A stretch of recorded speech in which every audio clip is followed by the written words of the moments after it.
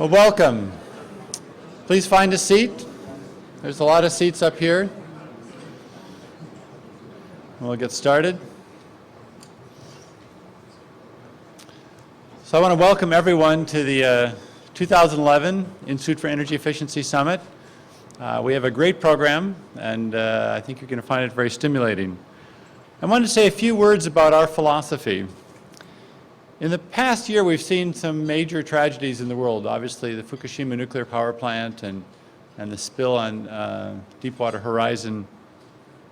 And these are reminders of the difficulties of generating ever greater amounts of energy. And our focus is to reduce the amount of energy needed for a sustainable world.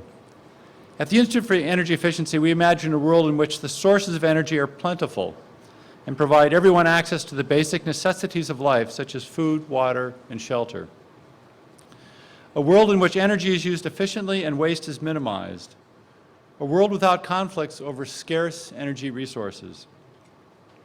A world in which we live in equilibrium with the natural resources of our planet and ensure that they are available for subsequent generations. How can we make this vision a reality? This is a massive challenge, but the laws of physics provide no fundamental constraints, and we'll see that over and over again in this next 2 days of inventions to overcome these present limits. We're limited only by our ingenuity, our dedication, and our passion to succeed. The path we envision relies heavily on major investments in science and engineering research, not subsidies, and we'll hear Jeff Henley, I'm sure, talk more about that tomorrow morning. We created the UCSB's Institute for Energy Efficiency to address this important challenge. We launched it in 2008. It has achieved national recognition for its leadership as a center of excellence dedicated to advancing the science, technology, and policies necessary for a sustainable energy future. This vision was led originally by our Directors Council, and I want to acknowledge them. Jeff Henley, Dan Burnham, George Holbrook, Mark Bertelsen, Reese Duca, Michael Tobes, Bob Duggan, Fred Steck, and Phil White. And they're all very passionate about this new vision for an energy-efficient future. I want to thank our industrial partners who also provide the support for this conference and for all of the research and speakers and interns we have. And those include Southern California Edison, Pacific Gas and Electric, United Technologies, Sony, Ecomerit, BSST, and Bloom Energy. I think they're all represented here. Finally, I want to thank our administration, and you'll hear from several of them next. Chancellor Yang, Executive Vice Chancellor Jean Lucas, Vice Chancellor for Research Michael Witherall, and our deans Larry Cauldron, Pierre Wiltsius, and Steve Gaines. A few housekeeping notes. The sessions will be here, lunches across the way. Restrooms are out through the lobby of the hotel, so they're not that close. Turn right 3 times and you'll get to where restrooms are. There is internet here in this room. It's complimentary. If you get internet outside the room, I think the hotel will charge you $10. So, and then anything else, the staff is outside at the desk. Please make use of them. So without further ado, I'd like to invite Chancellor Yang for his words of welcome. Chancellor.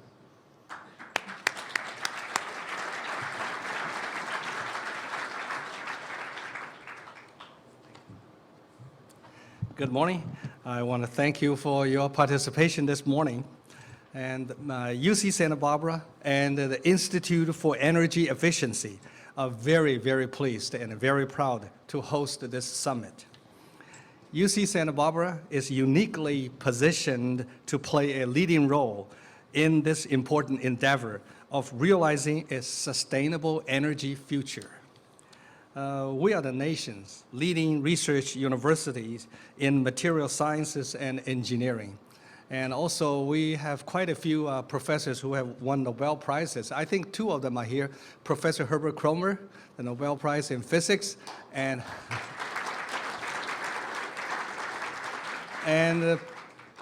Professor Alan Heeger in chemistry there.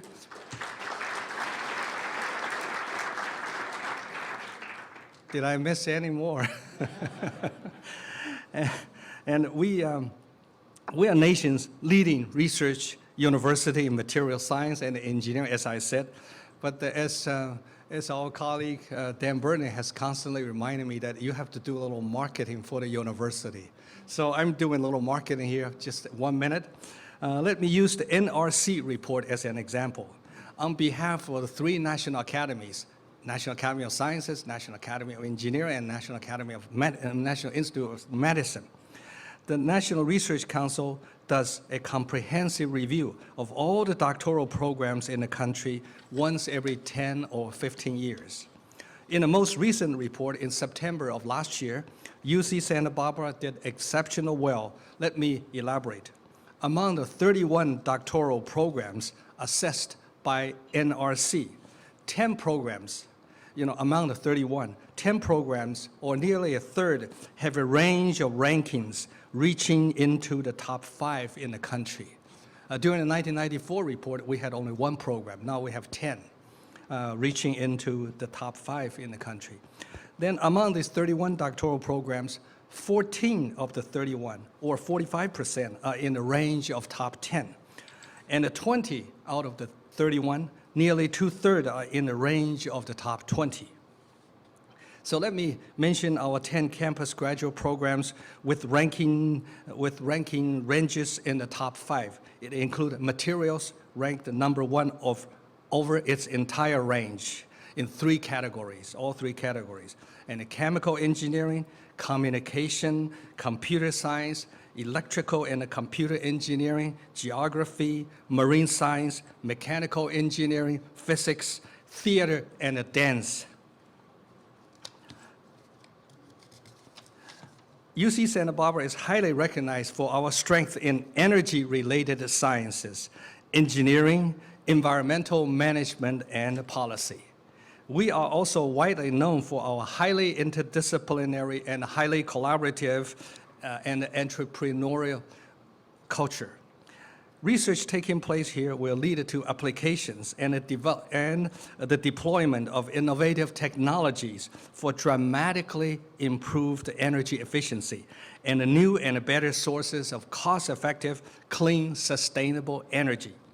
Our Institute of Energy Efficiency would not exist or be even working on these important challenges without the support of our founding philanthropists, sponsors, and industry partners who fund all of the Institute's operations.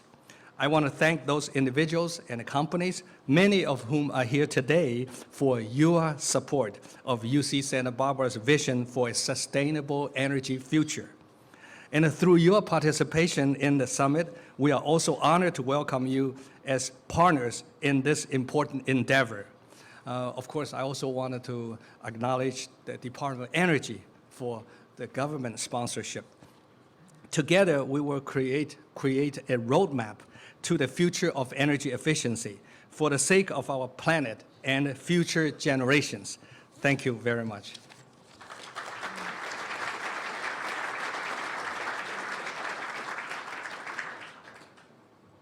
And now our Executive Vice Chancellor, Jean Lucas.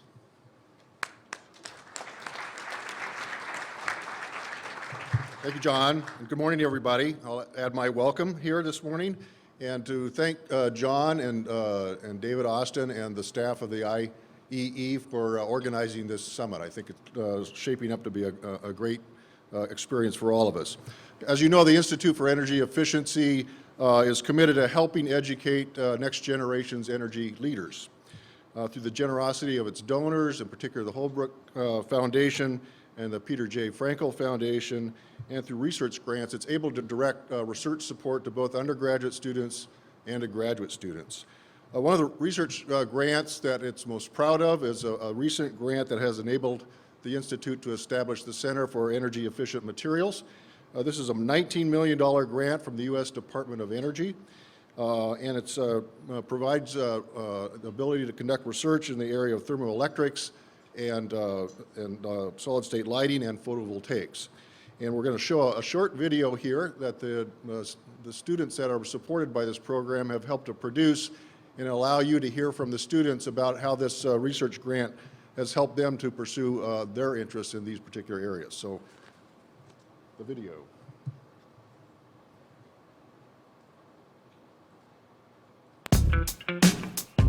Hello, and welcome to UC Santa Barbara's Center for Energy Efficient Materials, one of the nation's Energy Frontier Research Centers. We're doing research on solid-state lighting, thermoelectrics, and solar energy conversion to change the way that energy is produced and used in the 21st century.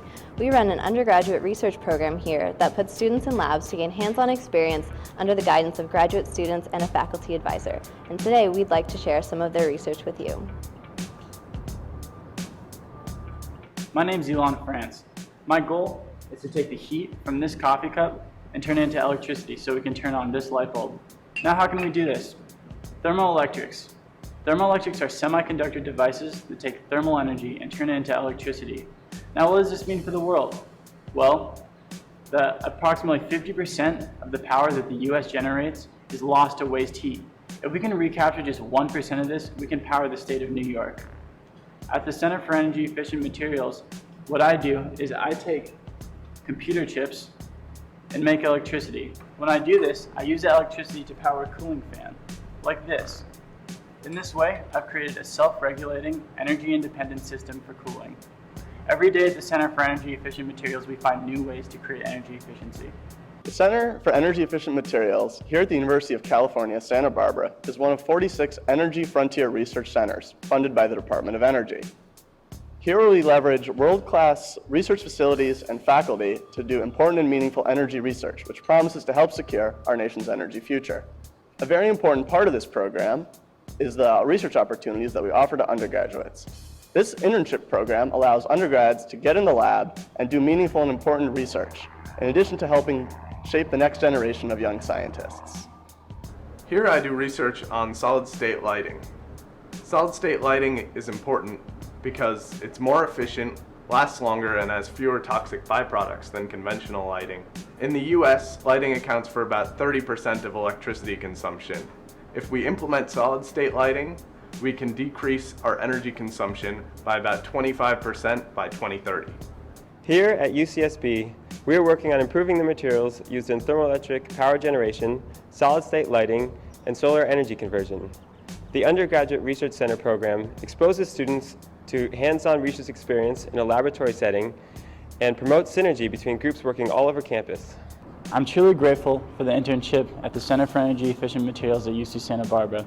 With the skills I've gained and the experiences I've had, I can go on to ensure a more energy efficient future for the world. SEAM was just what I wanted when I was looking for undergraduate research. It's important work with a tangible impact. Energy is going to be my generation's problem, and so I'm proud to have my part in finding a solution.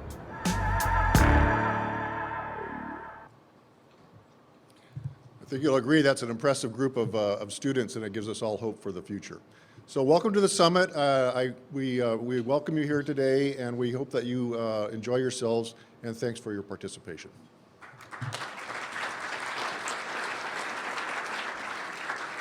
So I want to send an apology. I just missed one of our Nobels, Professor Walter Cohn, right there.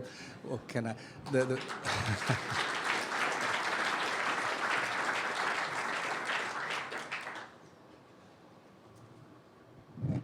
And one last set of thank yous. The sponsors for the summit for a lot of our meals and accommodations here are listed. Southern California Edison, Corning Technology Review, Wilson Sonsini, Green Tech Media, Altaterra, Cisco, Miller McCune, Pacific Coast Business Times, and Stradley Nyoka. So we thank them for their support. So we'd like to move on now to the first speaker today. And we're very pleased to have Bill Brinkman lead us off. He's had a very illustrious career.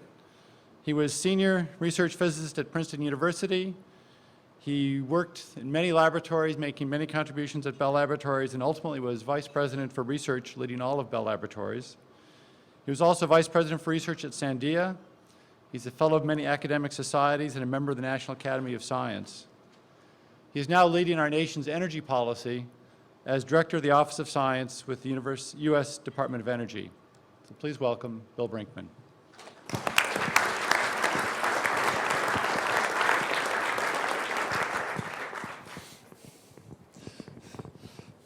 Well, after that video clip, I think I should just go home.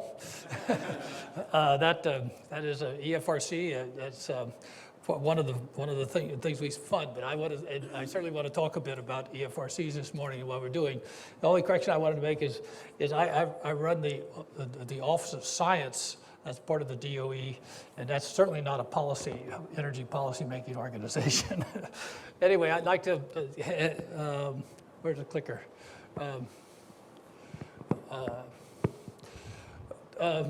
I want to remind everyone where we are and what we're trying to do. Mr. Obama has been a tremendous supporter of the idea of clean energy and energy research. And in fact, if you look at his address, State of the Union address in January, he made this quote. He said, "This is our generation's Sputnik moment." The only thing I have to say about that moment is Steve Chu was using that line before him, but it's okay. 2 years ago, I said that we needed to reach a level of research and development we haven't seen since the height of the space race. It's an interesting thing. He goes on to say he wants to invest in biomedical research, but especially clean energy technology. That's where we came in. And again, when he submitted his 2012 budget, he made this statement. He said, "The blueprint for secure energy future, we cannot keep going from shock to trance on the issue of energy security, rushing to propose action when the gas prices rise and hitting the snooze button when they fall again. The United States of America cannot afford to bet on long-term prosperity and security on a resource that will eventually run out. Not anymore. Not when the cost of our economy, our country, and our planet is so high. Not when your generation needs us to get this right. It's time that we do what we have to secure for our energy future." I think there's very, very strong statements by the president. And he really means it when he talks about energy. And we need to respond to that and try to do what we can do to make to change the way we use and make energy and manufacture energy.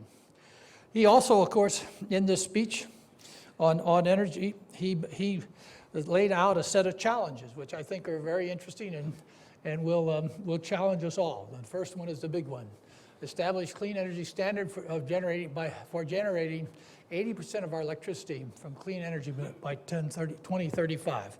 That's a major challenge, folks, to do that. I thought we might make it by 2050, but I'm not sure. But he's even challenged us harder. Drive improved energy efficiency in homes, commercial buildings through various programs. I'm sure we'll hear more about that today. Reduce the amount of imported oil by 33%. It's another major challenge. Create 4 commercial biofuel plants in the next 2 years. Raise the CAFE standards. They already raised, of course, to 42 miles per gallon for cars and 26 for light trucks by 2016. It will happen, right? But we got to, frankly, that has to be executed, right? Deploy 1 million plug-in electric vehicles by 2015. That's another big challenge. If you don't say plug-in and you just say hybrids, I don't think there's any challenge to it. Hybrids are selling very fast these days, but plug-in hybrids is another story as to whether we can get there.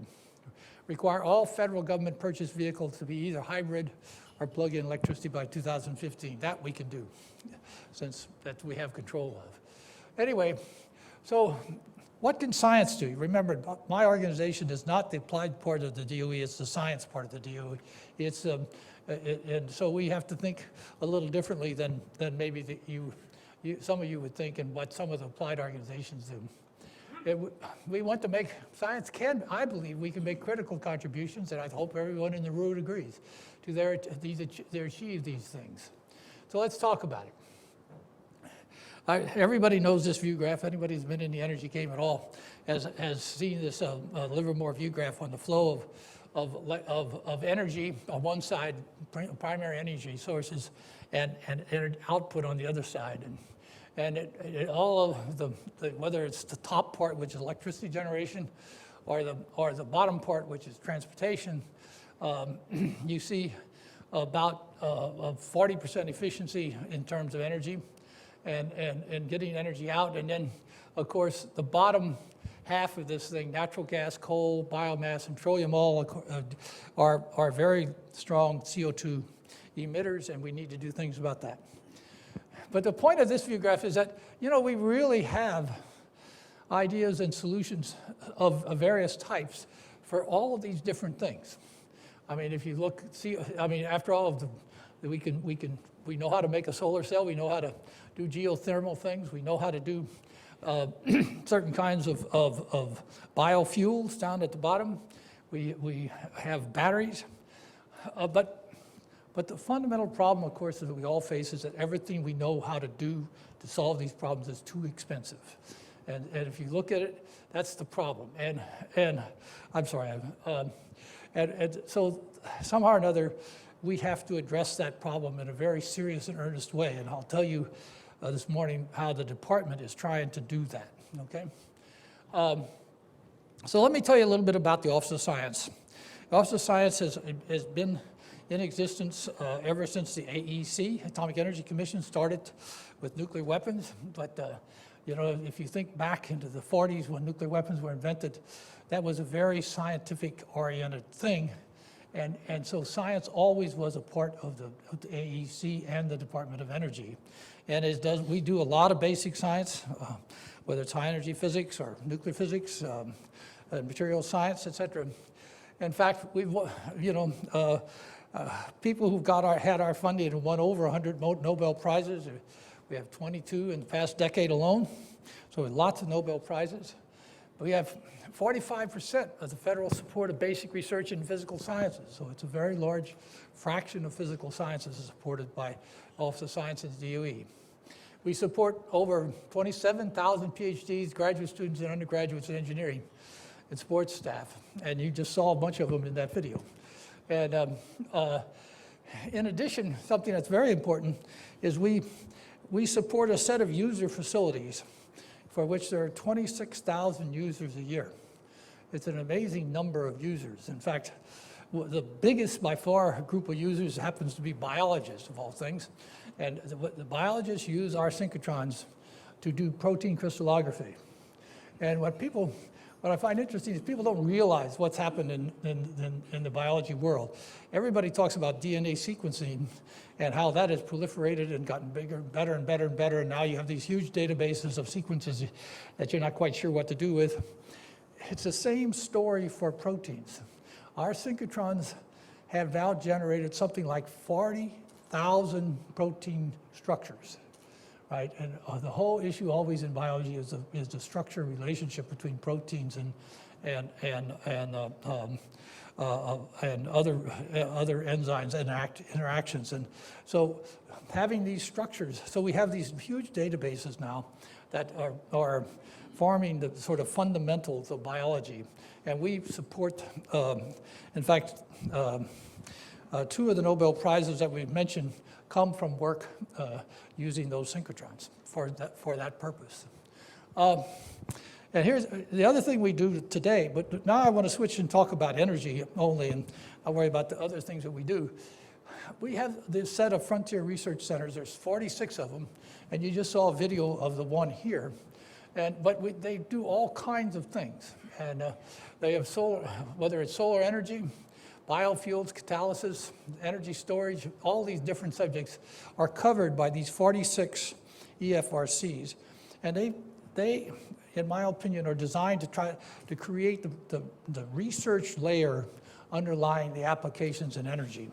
And that's what we're trying to do with these biofuel centers, these EFRCs, and see to it that they help out in all these different areas. They have them located all over the United States. There are 46 scattered around. Obviously, as usual, the concentration on the East Coast and West Coast is high. It's not such a surprising thing. Something like 36 out of the 33 out of the 46 are actually at universities, and the rest at the national laboratories. And you can see them scattered where they are. So one or two in industry. There's a General Electric one up there in the Northeast, and a couple over here on the West Coast.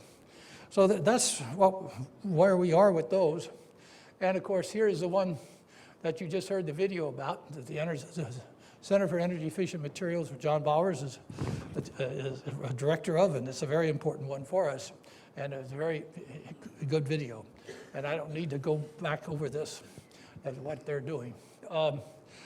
In addition to that, in the current, with the budget that Obama submitted and with the statements he made in January, when he issued the budget, we have proposed a much bigger program in materials and biosystems and computer simulation and modeling for going forward for 2012, and we're hoping we can do this.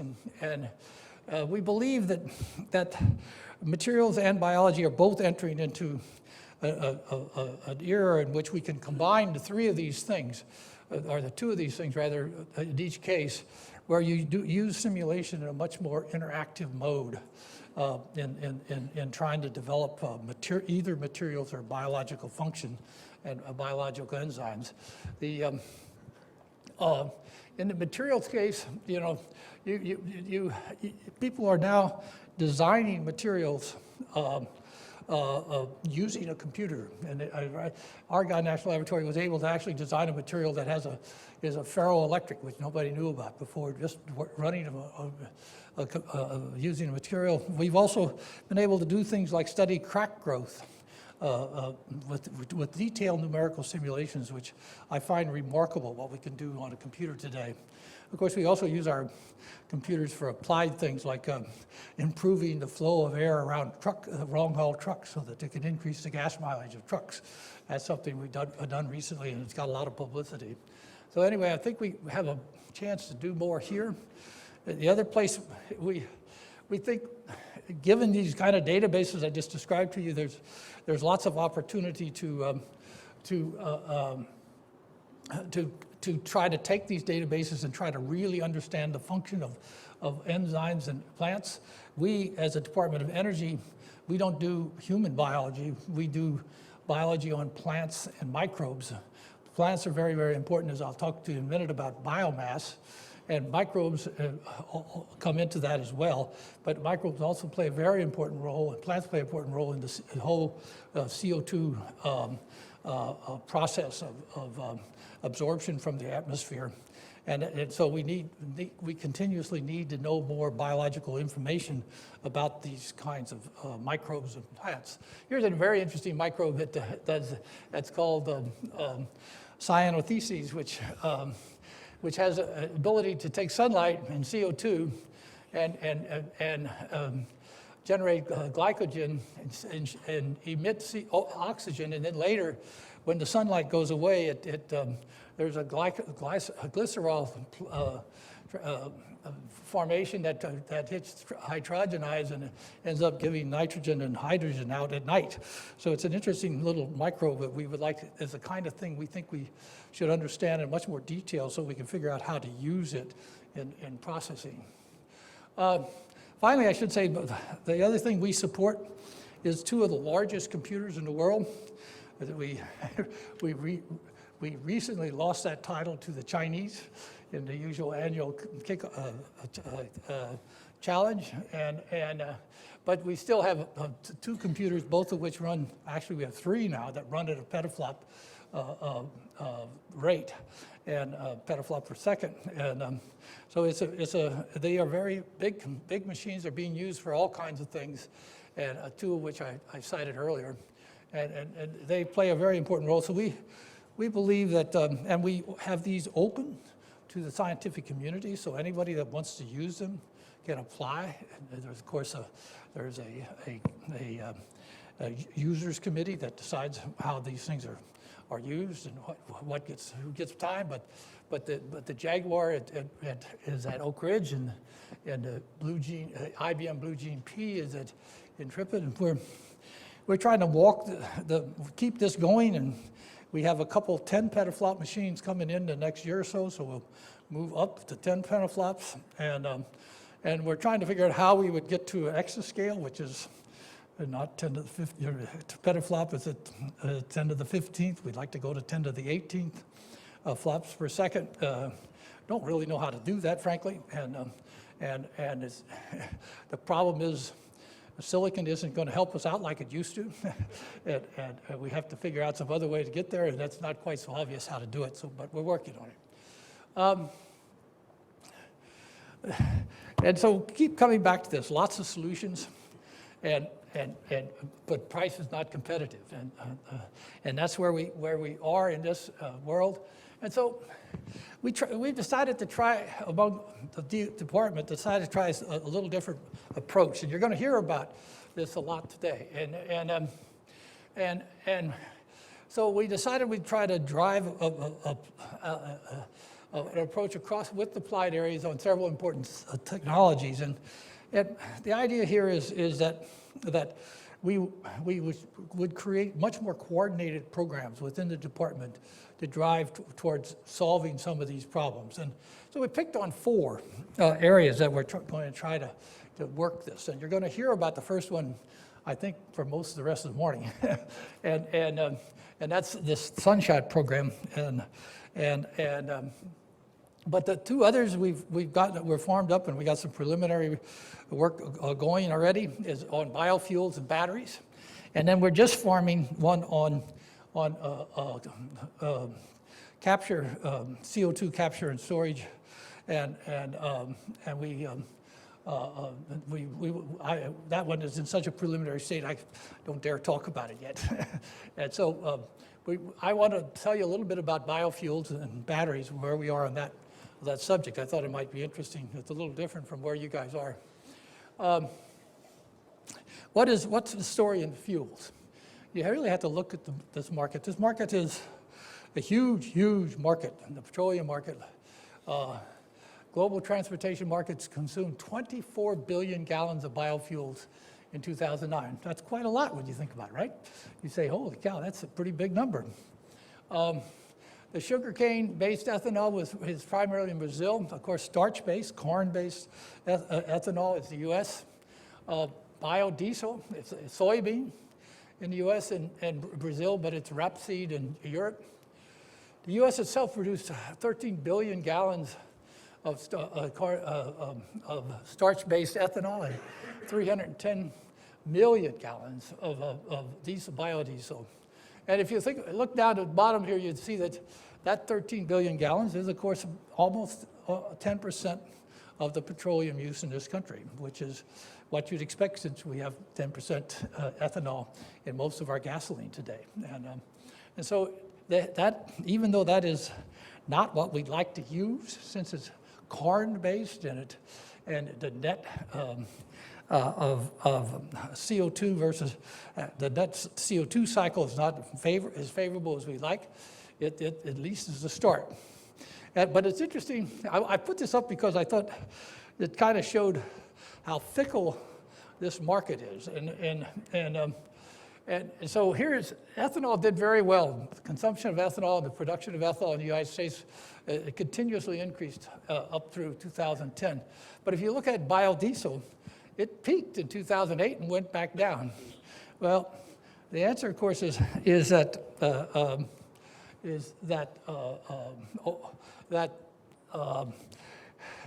the government subsidy for biodiesel was not voted by Congress at the end of 2008. And so it didn't look like it was going to be there, so lots of people got out of the business as quickly as they could.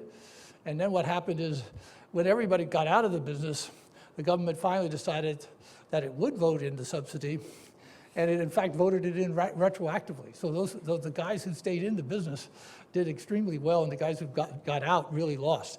But this shows you this whole market is a very, very volatile market and hard to predict.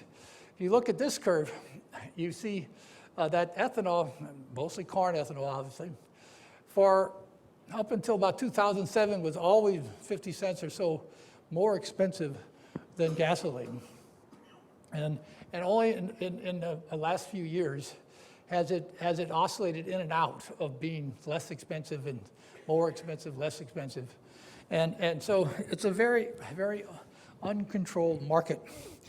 place in some sense that you have to live with when you try to deal with biofuels. And this I think is a clear illustration of how that works. So in the end, what you have to do is look at what it really costs to produce a gallon of gasoline, not the price of the gallon of gasoline, because the price varies all over the place. But even the cost of production varies all over the place because the cost of oil varies all over the place. The cost of corn varies all over the place. So this market is a more difficult market to analyze than others. But in any case, our goal is to continually drive, just like we did in the Sunshot, drive the cost of biofuels down over the next few years to about $2.15. And we believe that if the cost of petroleum is in the $60 to $80 range of barrel range, that will get us competitive with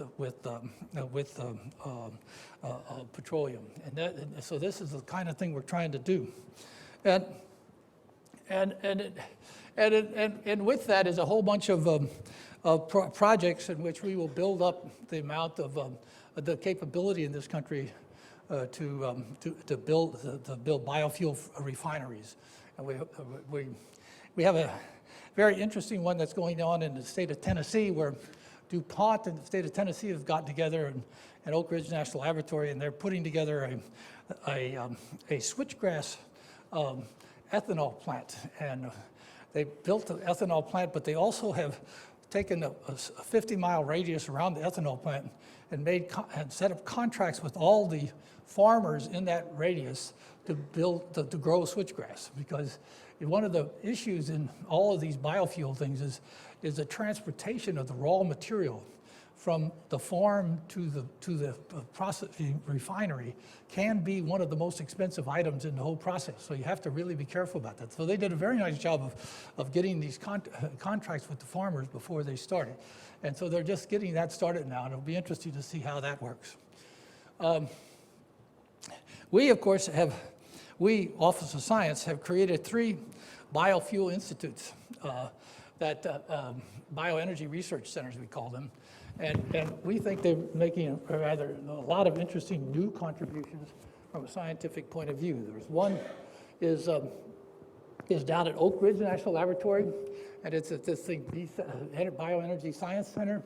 They developed new strains of ethanol using microbes. In fact, that's contributions they're going to use. They're improving the microbe, the production of ethanol by about 30%.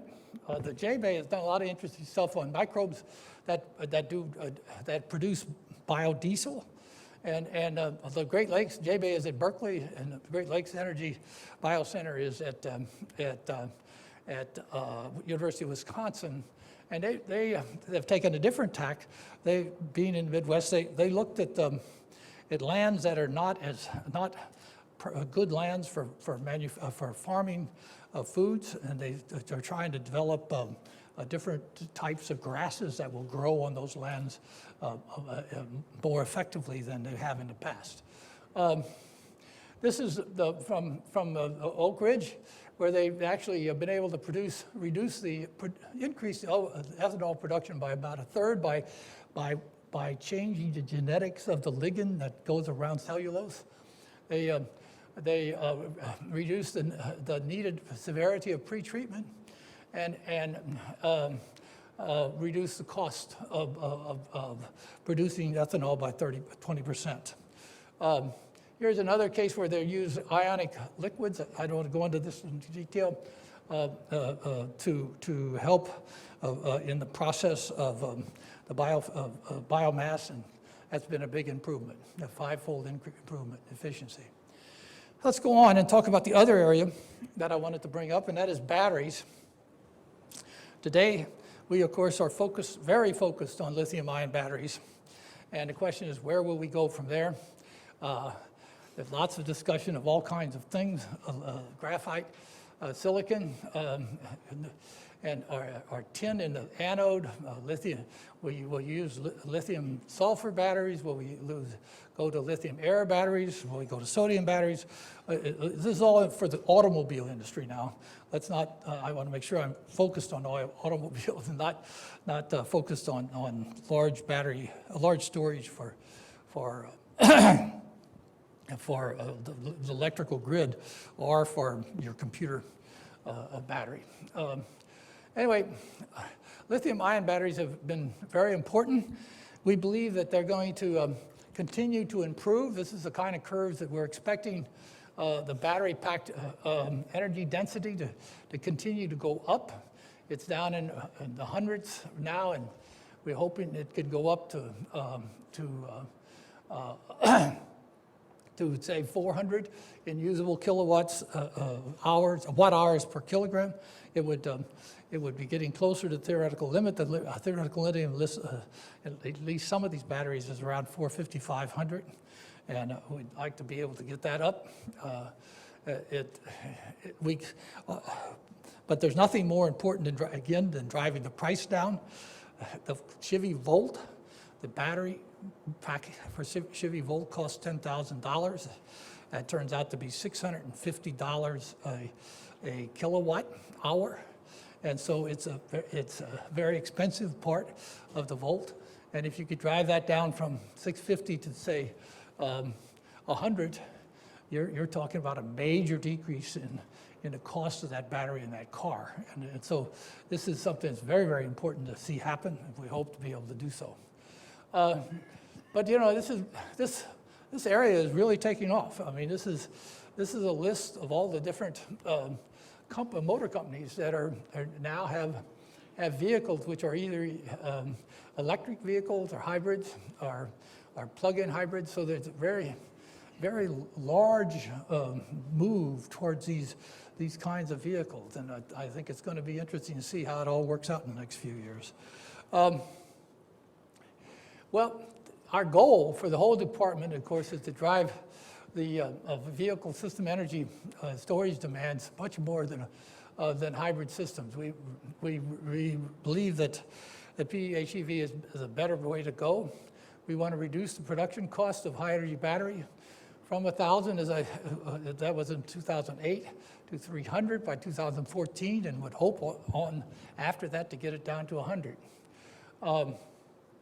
We want to reduce the cost of electric traction drive, et cetera. That has more to do with the vehicles themselves. So the vehicle part of the DOE has these as goals. What have we done? Well, the Office of Science has done some very interesting work over many years on batteries. And in fact, around 2000, a fellow at Oregon National Laboratory who had originally worked with John Goodenough in Texas invented a manganese oxide material for a cathode. And this manganese oxide material turned out to be a major improvement, something like 30% higher energy density. It reduced the chances of the battery getting on fire, which is a real issue with lithium batteries, and also increased its durability. And so it was a really major event that occurred in around 2000, actually. And then it gradually was taken over by our applied side of DOE and was developed further. And finally, in recent years, it's been now, licenses have been sold to GM and to LG chemical company, and it is in the Volt as a battery, and it's the current best battery, I think, on the market for lithium-ion batteries. And so it's this kind of thing, and many of you and all of you know, it all starts with research, but it takes a lot of time and patience. It was over 10 years before this particular material was introduced. And so we have to recognize that kind of thing. We then the EFRCs are doing some interesting experiments. People have talked about using tin oxide cathodes, it's a very interesting to try to think about that. You can make a very beautiful single crystal tin oxide rod, and then you want to be able to get it to absorb lithium, and then be able to later extract the lithium back when you're charging the battery. And so people at Sandia and PNNL did an interesting experiment. They basically made a battery in a microscope, in an electron microscope, so they could look at the battery, the action, as a function of time with the electron microscope. And what they had is the straight rods, as you see in the top picture, and they had an electrolyte, and the lithium cobalt oxide was emitting the lithium over towards the tin oxide rods, nanowires. And so they applied a voltage to it and drove the battery. The nanorod, as you see, was a very straight, nice-looking rod when they started. And when they finished, it ended up looking like the second picture down. And I find it interesting. Some people see this as a positive thing and say, gee, the rod sustained that fantastic increase of a factor of 2.5 in size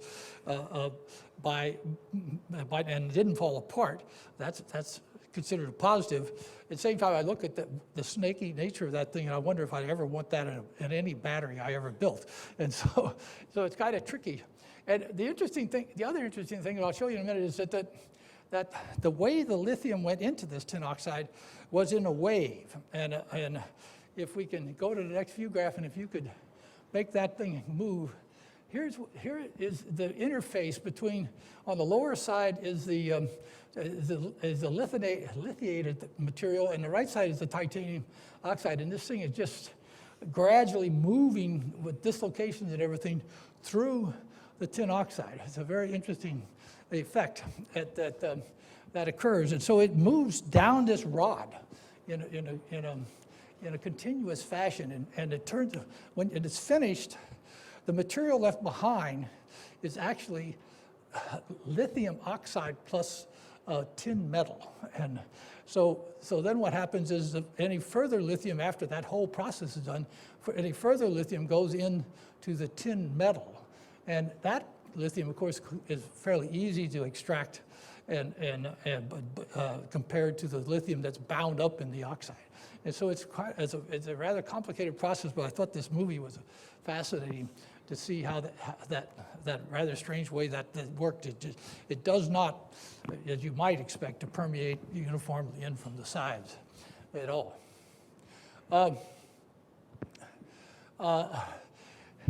So then you get to this question of what else? Well, I don't know what else is going to happen to batteries next.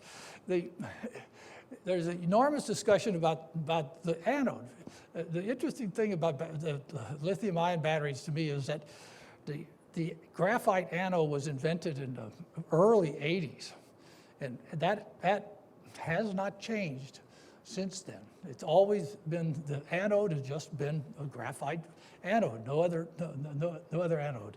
And so people have been trying now recently to change that, and here's one example, and that is to put tin, very tiny particles of tin, in between the layers of the graphite, and get the lithium to bind to the tin, and you get additional lithium in that way. And people are trying that. People are trying to do similar things with silicon, and make a graphite silicon anode. This seems to be working rather well.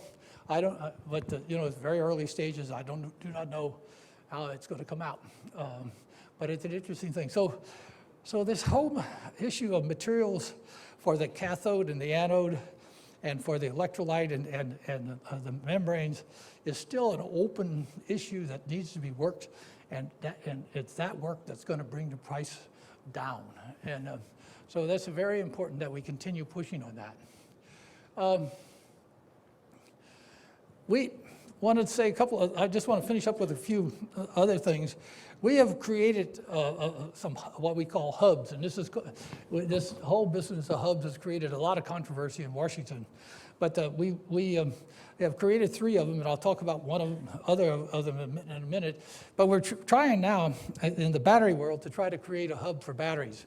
This hub will be a little bit different than the other hubs that we've created, which 3 others, in that it will be highly oriented towards coordination of the whole of our whole effort in batteries, and we hope that we can make that work. And we hope that Congress will give us some money to do this one of these days.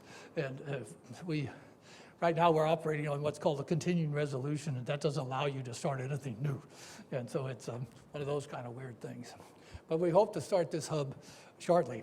We have a hub started, which is a very interesting hub, and that is to try to get fuel from sunlight.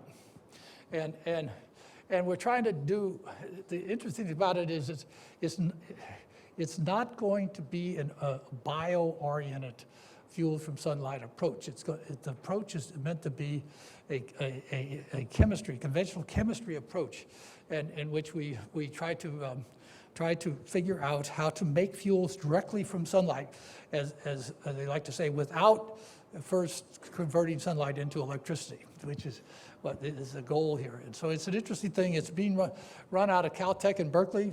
Nate Lewis is the head of it. And he, Nate Lewis, a very ambitious guy, he went around to all of our EFRCs and asked any of them that do any kind of catalysis that might be important to finding the right catalytic reactions for this kind of concept.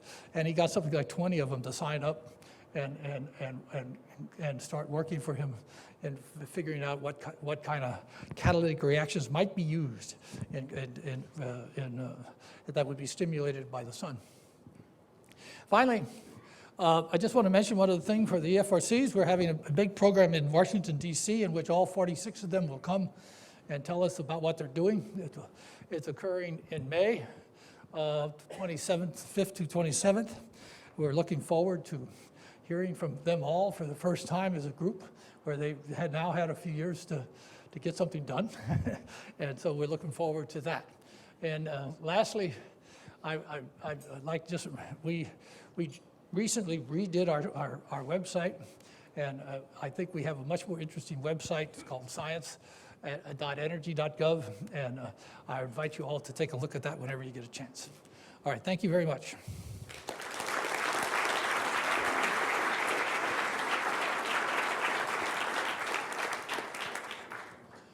We have time for a few questions, and I would note the battery research that he mentioned from Dan Morse's group will be the second talk in the afternoon, so you can see a lot more detail on that. Good. So, Good. any questions? Yes. There's a microphone moving around. And while the microphone's getting to you, we do have a session this afternoon on supercomputing. So I'm personally very interested in what you mentioned about the supercomputing initiative. When do you think we'll actually see an exascale computer? Well, that's a great debate, because we don't know how to build it yet, right? And you know, people talk 2018, 2020. I think 2020, 2021 is the most realistic numbers we can think of so far. It's hard. There are sort of totally different types of issues that come up when you want to go to exascale, because you see our today's computers, these big computers today run at maybe 20 megawatts of power. I can't multiply that by 1,000 and go on, right? That's 20 gigawatts. That's 10 power stations. And so you just can't do that. So there's very simple things that have to be overcome, and how we do that is something we do not yet know. And there's things like memory. How do you get enough memory in a position that makes it inexpensive to address? And it's complicated. We'll talk about that later today. All right. Question there? Oh. I was wondering, what is the energy out versus energy in on the ethanol conversion, and where is the source of that energy input to make that ethanol happen? I'm not sure I know the answer to that question. The overall efficiency, I actually don't know the answer to that question. I'm sure the overall efficiency is not great. but I believe that most of the energy out is, of course, I just don't know the answer to that. How much electricity you have to use is what you're asking, basically. I don't think it's large.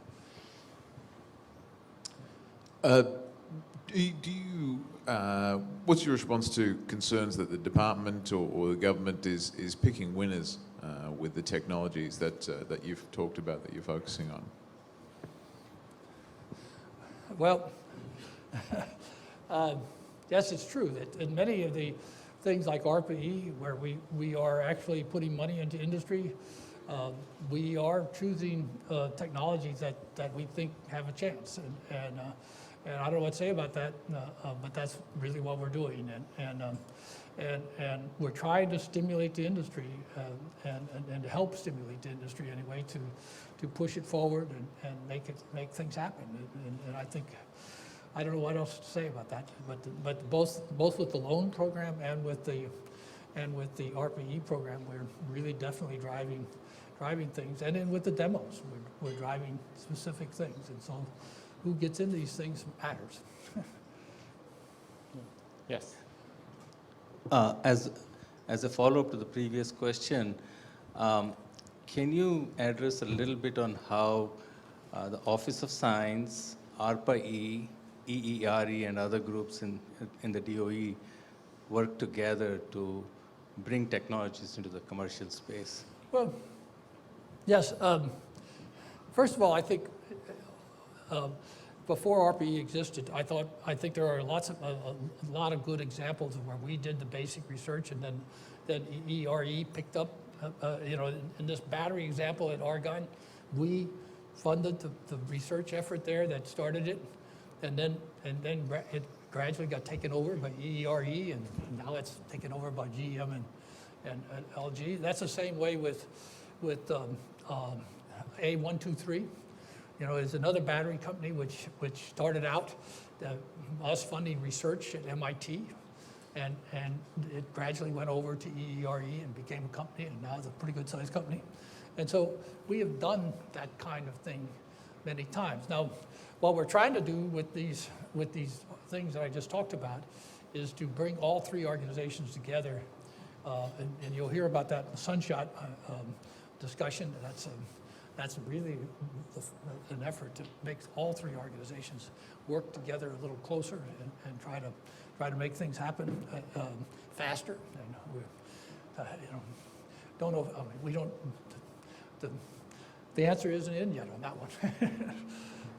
Rich?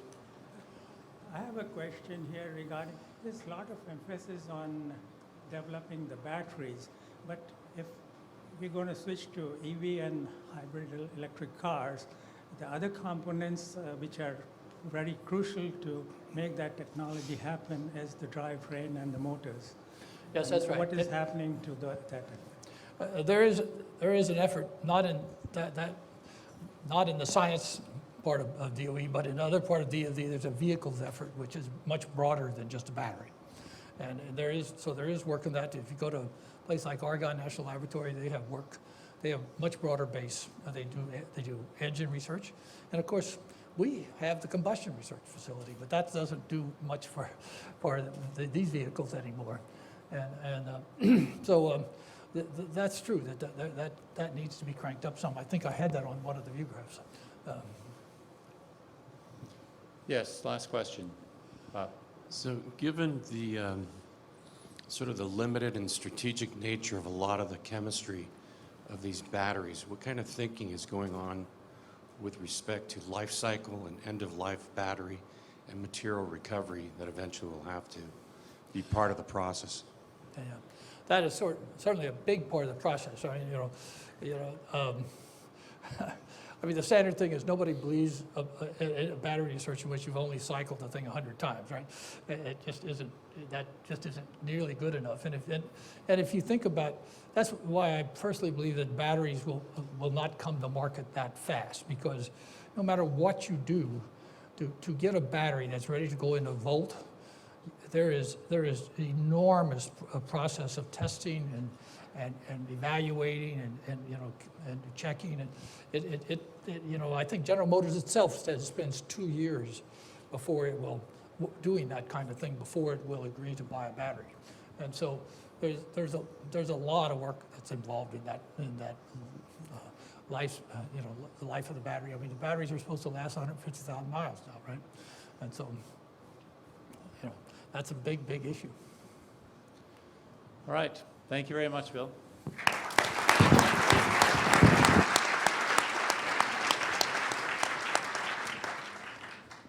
There's been a lot of talk about batteries and LEDs and solar cells. Tonight at the reception, you can see an effort that grew out of a research effort at the Institute on solar-powered lighting for Africa to replace kerosene and candles. And we're now proud, as a result of support from Kaiteki Institute, we shipped 2,000 lights to Japan for tsunami victims last week, and we'll send 2,000 lights to Zambia this week. And so we're getting up to about 10,000 lights to reduce the amount of kerosene burning in Africa and other places. So there are real tangible outputs of more efficient batteries and LEDs and solar cells. So the next session is a very important one. We've heard a good introduction to it in terms of the Sunshot initiative to get the cost of photovoltaics down to $1 per watt. And I guess I'd like to ask the 4 members to come up to the table up here, and we'll introduce Shail Khan, who's moderating this session. Shail is the managing director of the Green Tech Research Solar Practice. He's formerly a member of the U.S. Fulbright Scholarship and Pomona College. So we're great to have all of you and Shail. Thank you.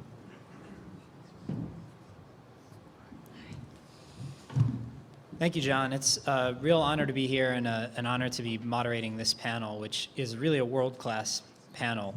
The topic is the Sunshot Initiative, which is a very forward-looking initiative that you'll hear a lot more about, so I won't give you the intro to the initiative itself. But it's intended to drive down the cost of photovoltaics over the next decade or so.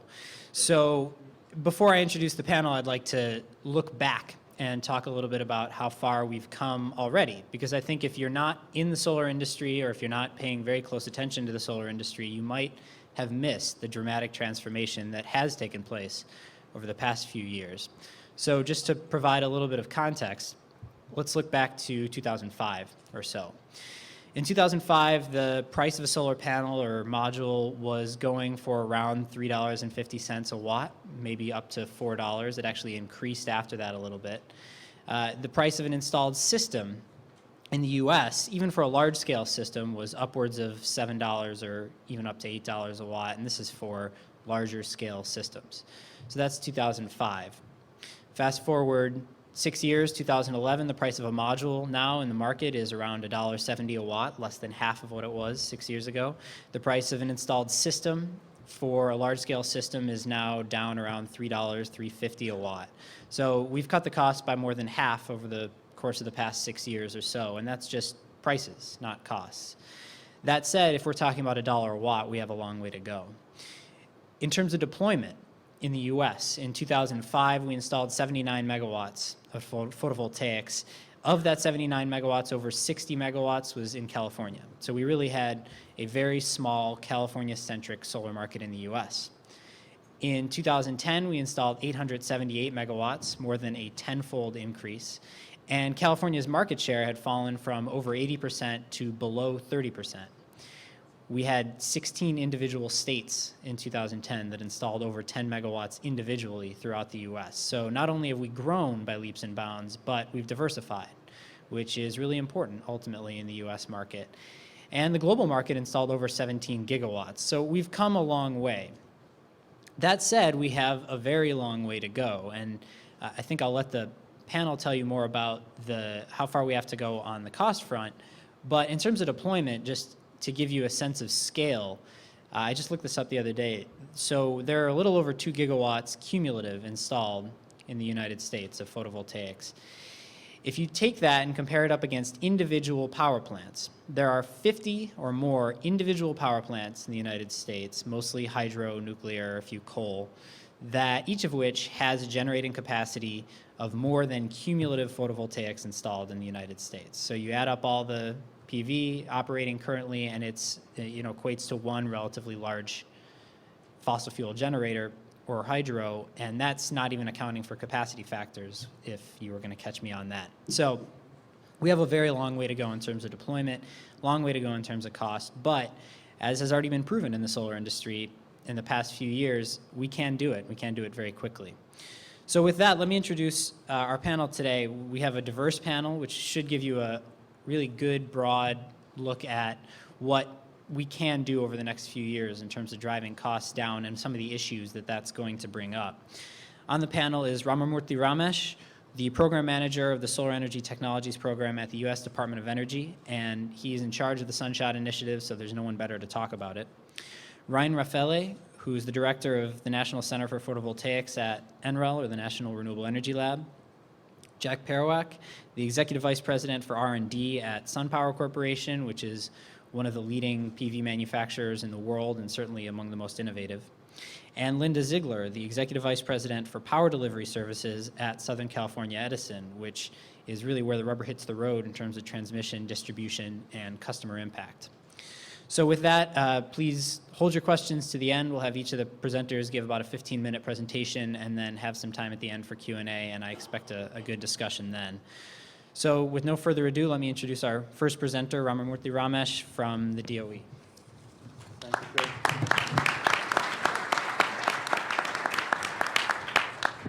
So thank you all very much for inviting us to this fantastic workshop. This is a very well-organized workshop. Professor Austin, Professor Bowers, great job. Thank you very much. So I will follow on with what Bill talked about, give you a quick snapshot of the Sunshot program. Let's begin with asking a few questions. So the first question is, what if we had an environment where we had solar electricity at 5 to 6 cents a kilowatt hour, essentially grid parity? But the really important fine print to that is no subsidies, no Mickey Mouse stuff, just straight up the cost of creating the electricity. So imagine that we could create that. A very important corollary for us in this country is the fact that we need to start getting more competitive. And yesterday, Professor Austin had told us that we should be provocative. I will be very provocative today because we need to go back and think about our country as a whole. What are we trying to do with all of these? Energy is a fantastic playground. Solar within that is an even more provocative and very interesting playground for us to go back and say, what can we do differently? So imagine that we could use this framework to create more jobs and become more competitive on a global scale. Of course, the smaller corollaries is energy security. We import a lot of our fuel. We can become a lot more independent. We just have to depend on Mr. Sun. Healthy environment, the CO2 impact is something that we should be thinking about as well. So imagine we could do all this. And we're saying that the Sunshot program will enable this work, will help enable this work.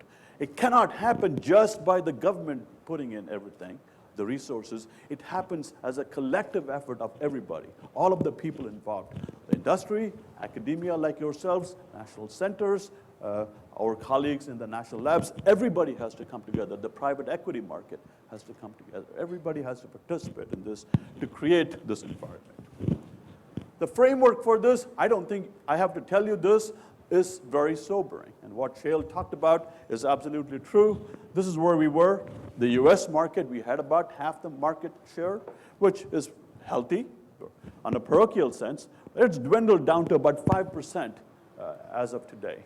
A lot of the manufacturing base in the solar area has migrated towards other countries. And therefore, we're now competing against big countries at this point.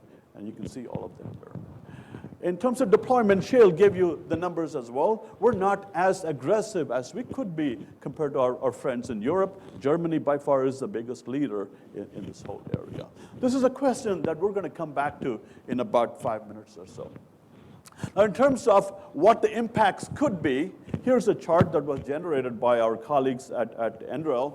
Basically, if we just did business as usual, which means something around $3 a watt kind of a price structure, we expect that maybe you'll have 2% of the generation fraction by 2050. Nothing dramatic, nothing that you would call anybody about. On the other hand, our calculations are saying, and take this with a pinch of salt, these are approximate calculations. They're based on some assumptions.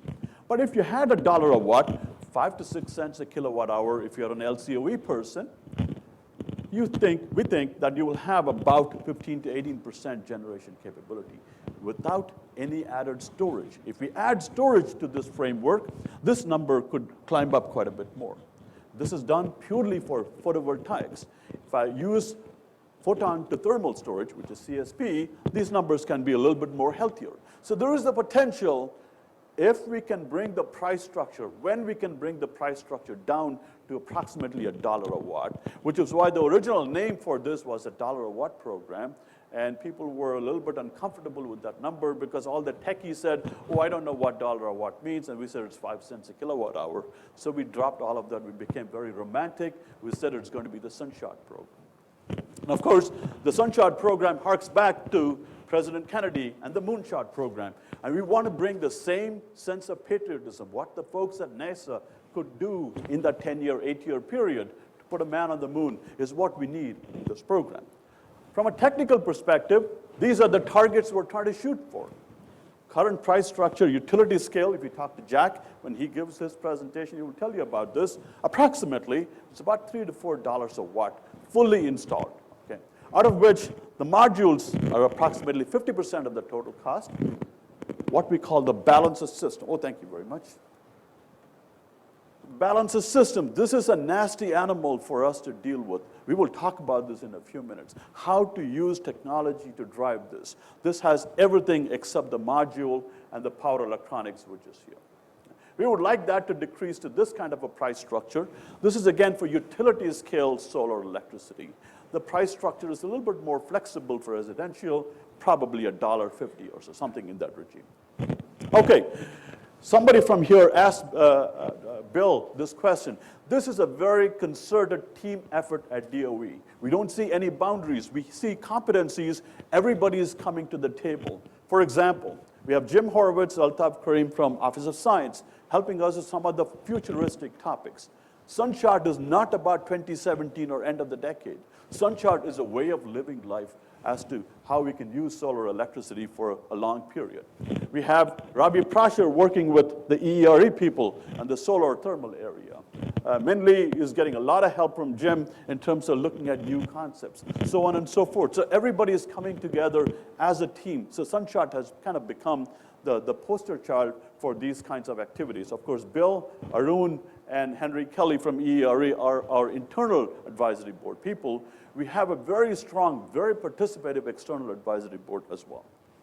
Okay, I want to give you a quick snapshot as to how we're planning, how we're spending the resources that Congress appropriates for us. 3 different ways to look at it. Based on technologies, we have the converter technologies, PV, CSP, CPV, all of them are game for us. By the way, there was another question about picking winners. We don't pick winners. We let a technical panel or an expert panel pick the best proposals. We are completely agnostic in terms of technologies. We want the best and the lowest price structure technology to manifest in the market.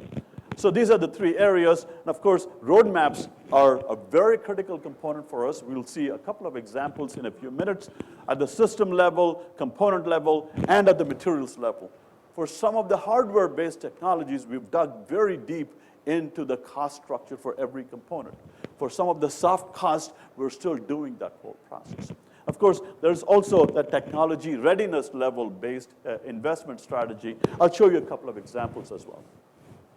The global game plan over the next 6, 7, 8 years consists of investing at the horizontal technology level, meaning we have the PV, the converters, the power electronics, and the balancer systems. We're already beginning to fund a lot of people in this area. Sometime around 2014 or so, we're hoping to start doing vertical integration, where teams of people will come together and start to work together. The workshops that you will see in a few minutes are very, very critical components for us in terms of enabling these team building exercises. And you can see that fundamental research is a continuing theme for all of us. Okay? If anything, we will increase the university funding. From the applied side, we don't have enough university funding. Just a quick snapshot, we do a lot of workshops. This is the fastest and most efficient way for us to gather feedback from the stakeholders, like yourself, like the industry people, like the national lab people. So there's been a whole bunch of such workshops. Let me take you through a couple of examples. There's one point I really would like to get across. So these are the kinds of projects that we're working on. On the research side, we have the basic energy sciences. Bill talked about the EFRCs, very, very critical investments. There are programs which are transitioning from the TRL1, very basic science, to 2 and 3, a little bit more applied science. I want to spend a minute on the Sunshot Fellowship. This is a new fellowship that's been created. It looks very much like the AAAS Fellowship. The fellows will have a 2-year period. Typically, we want them to come to DC or to go to the labs or help us putting new ideas on the table. And these are essentially, using football language, the free safeties. They're like the AAAS fellows. They can do deep dives into certain areas. I will spend a couple of minutes on these two, PV Incubator. Very, very successful investment, but also tells us something about things that we don't do very well. I want to spend a couple of minutes on this dollar-watt systems. Now, let's say you're a university professor, you have a great idea, and you want to transition it to the first phase of development. And that process is the so-called first valley of death, typically with a price tag of a few $1 million, maybe $3 to $5 million. DOE has a fantastic program. I didn't realize it until I went in how good this is. This is the so-called incubator program run out of NRO. And we basically have a competition. Typically about 100 people apply for this. 4 or 5 of them get picked for this. They help you transition your ideas into the first stage of development. And to give you a perspective of how good this program is from a financial perspective, we've invested about $60 million over the last 5 years. Okay, it's leveraged about $1.2 billion of private money. About 24-to-1 leveraging of resources. So taxpayer money is being invested very, very well through this program. I'm going to come to the sobering part of this in just a second. So we say, oh, yippee, hooray, we have enabled technology. Unfortunately, the answer is no. The answer is no, because there are 2 other valleys of death, much more deeper. Our friends in the private funding community will tell you that these are very, very difficult valleys. So we talked about this. We call the incubator program, and we fill it up, and it's going very well. Now the question is, I have a technology which I believe is manufacturable, is going to start making money. I need about $100 million for 100 megawatt, typical rule of thumb. $1 a watt is kind of the rule of thumb. So that investment is shown by this blue area. If you go to a bank and say, hey, I need $100 million, they're probably going to tell you, yeah, we'll give it to you at 12% interest rate. That is a huge premium for a company which doesn't have a product to make money with. And therefore, all these people are scratching their heads saying, look, I have fantastic technology developed by government funding, developed by DOE funding, for example. And they don't have a pathway to make a product out of it, a pilot plant. And therefore, many of these people seek funding from outside sources. Many other countries have started programs where they give you very low interest, essentially 0 interest loan. So the question we were asking is, how can the government do anything to help in this process? Not only in enabling manufacturing, but also enabling the validation of a technology, which says somebody will actually make these at a scale that's manufacturable, that you can go to a bank and say, look, this technology is validated. So we came up with a program, which I want to present to you, and I would appreciate any and all comments on this and feedback. So you have a technology, a company. And they come in with a customer, for example, SoCal Edison, a utility company or an integrator company would be their partner. And they bring in private equity, a certain amount of the fraction of the funding, And we want the states to play a role. The state of Oregon has been very aggressive in this regard. Michigan, Ohio, Tennessee, Massachusetts, all of them are very anxious to play in this. When we ran the workshop, they were vehement in their support for this particular process. Then the federal government will put in its own quarter. So what is the proposed idea? This is a FOA concept that we're going to put out in a couple of weeks. We have proposals. This is not going to look like the loan guarantee program, which can take 2 years sometimes. It's going to be very rapid fire, 20 to 30 page proposal, very much like a university proposal. We will have an oral exam. Those of you doing qualifying exams, this will look very much like a very intense qualifying exam. We'll have a panel of people from the semiconductor business, the manufacturing automobile business, for example, from the banking industry. They will be the panel evaluating these people. Oral presentation, 4 or 5 hours. End of the day, you will know if you're funded or not. Okay. We're proposing a cost sharing of about 2 to 1 or better. Arun and I have argued about this. We're roommates at DC. He wants to be 4 to 1 matching. I'm saying 2 to 1, so something of this order. No. Where we put a quarter from the DOE side, from the federal government side, private money, state money adds up to 3 times that. We think it's going to be a 2-year program, 18 months perhaps.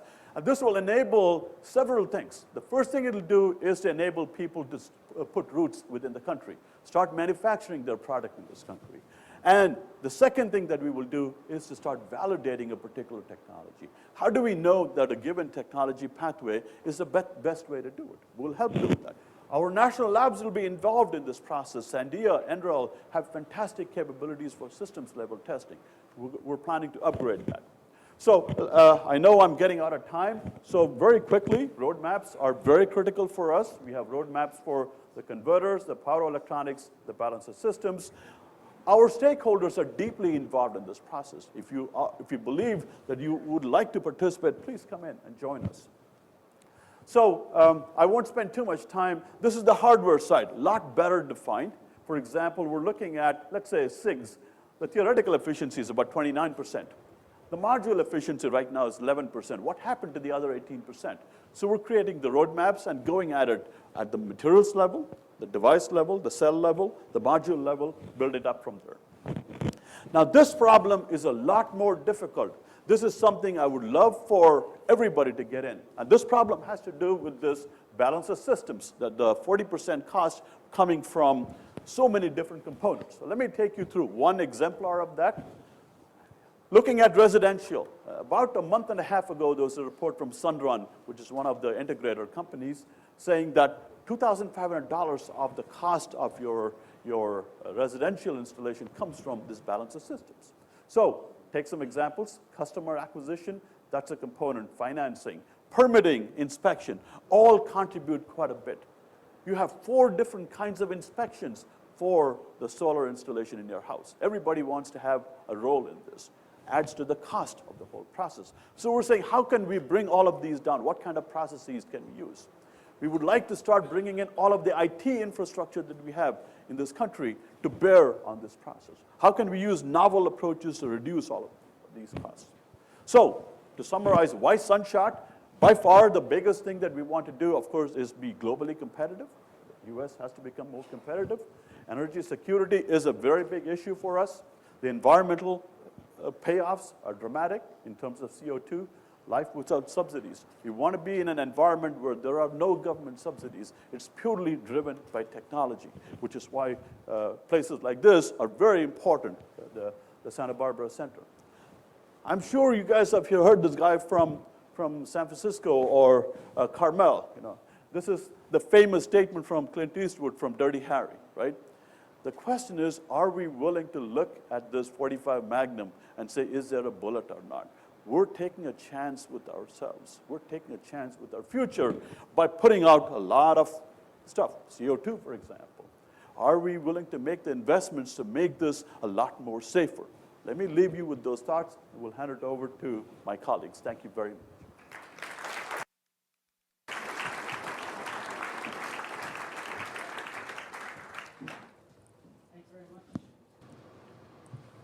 Thanks very much, Ramesh.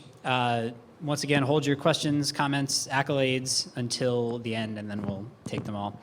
Our next speaker is Ryan Raffaele, who is the director of the National Center for Photovoltaics at NREL, and he can cover a lot more about the current state of the technology for photovoltaics and where we head in the Sunshot Initiative. I think it's on. Well, as you've seen, both Ramesh and Shail kind of gave me a really nice introduction with regards to what's going on in the PV industry, and to put it simply, business is booming. So I'm going to talk a little bit about that today. As Chancellor Yang said, it's part of his duty as a chancellor to give a little bit of a plug for the institution. As a National Center Director, I'm bound by law to do the same. First off, on NREL, National Renewable Energy Lab, one thing that distinguishes us from the rest of the national labs is that we have a singular mission, that of renewable energy. Unlike, there's renewable energy research going on at Sandia and Oak Ridge and the others. That's all we do. It's kind of a focused effort. But many of you may not know that NREL actually has its roots in what was called the Solar Energy Research Institute that was created back in the Carter administration. And just like, politics as usual, Reagan came right in, and then he, one of his first acts was try to shut SERI down. But as the story goes, a bunch of local businessmen led by Joe Coors went to DC and said, hey, don't shut us down. Cut us back, but don't shut us down. And so in reality, the Coors saved NREL and sustains us to this day. Then in 1991, at that point, SERI had kind of branched out. We were doing some wind, some biofuels, a lot of different things. And that's when we got the national lab designation. But not long after that, they created this thing called the National Center for Photovoltaics. And it's important to understand some of the reasoning behind doing that, because up to that time, PV was kind of this cottage industry. It was dominated by crystalline silicon. And there really wasn't that much growth. Things really started to take off, as Ramesh showed, in the early 90s. Started really becoming a real industry. And it started diversifying. It was no longer just crystalline silicon, but there was polycrystalline silicon, thin films, concentrators, and the industry was really, especially in the US, was tearing itself apart from the inside. If you wanted to know why thin films would never have a future, all you had to do was ask the silicon guys. And if you wanted to know why CPV wouldn't work, just ask the thin film people. And if you wanted to know why OPV wasn't going to work, just ask anybody. I'm just kidding, Alan. That's a joke. But the reality is, the politicians are sitting there. Who should I believe?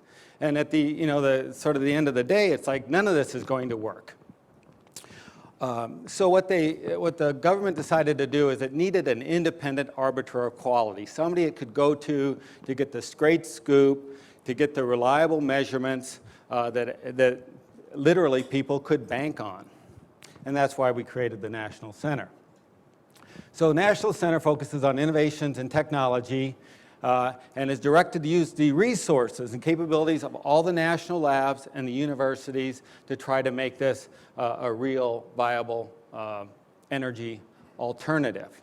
And I'd like to think we're doing a pretty good job. Last year alone, NREL, NCPV, partnered with over 300 different organizations, universities, companies, other national labs. So this is sort of my plug. It isn't my national center, it's your national center. This is our job. If you're interested in helping with this, please give us a call. The most single requested piece of data from the Department of Energy is the solar cell efficiency chart that we maintain. And one thing I like to point out is we, too, are very ecumenical. We do not pick winners. We work on all the technologies. I've never seen a solar cell I didn't like. So we've had 34 world record solar cells, by far the most of any organization in the world. We lead the world, the US, the NCPV, in basic R&D for PV. No doubt about it. So let's look at some of the trends. We see that the high efficiency multi-junction 3.5 has really led the way in terms of what's being achieved, and the announcement last week from Solar Junction, we're now up to, what is it, 30, what was the number? 43.5. 40% efficiency, just amazing. When I was a student, the professors would get up there and show you how this was theoretically impossible, violate Shockley-Cousset. But of course, they weren't talking about multi-junctions, and thank goodness for Leo Osaki and his Nobel Prize that made all that possible. Interesting note is if we look at some of the more commercial technologies, that being crystalline silicon or polycrystalline silicon or CAD-TEL or amorphous silicon, one thing you notice, those are the four largest commercial technologies. We haven't had a new world record cell in over 10 years. They're more focused about driving down the cost and rather than pushing the envelope of what those technologies can do. But the ones that are hopefully going to become commercial, they're still focused on getting those efficiencies up to where it really makes good economic sense, that being 3.5 for concentrators or for copper indium gallium diselenide or the new kid on the block, the OPV down there. And they're actually increasing at a pretty decent clip. 1% per year for the 3.5 technologies over the last decade. Even SIGs has been coming up at a pretty decent clip. To the point now where efficiencies have exceeded 20%. And OPV, although it's still very low and it's still, in its formative years, has been growing at almost 1% per year for the last decade. And a new one just popped on the chart, that being sort of an analog to SIGs, sort of an environmentally abundant and benign material, CZTS, copper, zinc, tin sulfide, and it's come out of the gate, and they've already exceeded 10% for a thin film. So when we start looking to, say, terawatts of deployment, as was discussed earlier, that might be a nice opportunity for CZTS. As has been mentioned several times, business is booming, and obviously the 2010 numbers aren't quite finalized yet, but 2010 turned out to be a banner year. Even in the U.S., deployment increased by over 100% in the U.S. last year. The growth rates are truly phenomenal. And although the U.S., we did go from 50% to 6%, we were 50% of a very small market. 6% of a much, much larger market. And actually, if you look at production in the U.S., it's also going up exponentially, as well as deployment in the U.S. It's true that we have not reacted as quickly as the rest of the world, but it's still not a bad story for what's been going on in the U.S. Other thing I'd like to point out is, you always hear about these tremendous growth rates in wind. Wind is really taken over in the renewable energy sector. It's actually not true. There was a time, in the early 90s when wind was growing at a faster clip than solar, but more recently, solar has really been outstripping wind. And when you look at new capacity coming onto the grid, renewables is leading the way, and solar is leading the way in the new capacity. But although a lot of things are changing, some things haven't. 85% of the market is still in crystalline and wafer silicon. And 55% of that is now in China, 85% of it is in Asia. So they've kind of taken the conventional PV manufacturing over in a sense. 80% of the deployment is still in Europe, even with all this tremendous growth we've seen in the US and all the attention being paid by China and Japan and the incentives in Spain and France and other places. Germany is still leading the way by far, as was shown. Very interesting note. We talk a lot about utility scale and these huge, megawatt farms and things like that. Worldwide, 70% of PV deployed is still small scale, residential. It's really still a grassroots effort. That being said, there's tremendous markets in all three sectors, in utility scale and commercial scale and in residential. They're all growing at very healthy clips. You wonder where it's going? I think it's no surprise. Most of it's going in California, but as Shale mentioned, it's starting to spread out across the United States with some pretty healthy totals of deployment coming online. Who's making it? Well, as many of you know, First Solar went with their thin film CAD-TEL product from not even in the top 50 companies to the largest company in the world until just last year, Suntech passed them again. But literally in a very short period of time, because they had a thin film product with a much more attractive cost point. And once they could demonstrate their reliability, they really took off. You see all the new Chinese capacity that's come online. In the US, it's really First Solar, Unisolar, and Evergreen as sort of the three big players. But the amazing thing is if you look at across the board, the top 20, 30 PV companies in the world, they are all expanding as fast as they can. We talked to a lot of these manufacturers. The only thing limiting their success right now is they can't grow fast enough.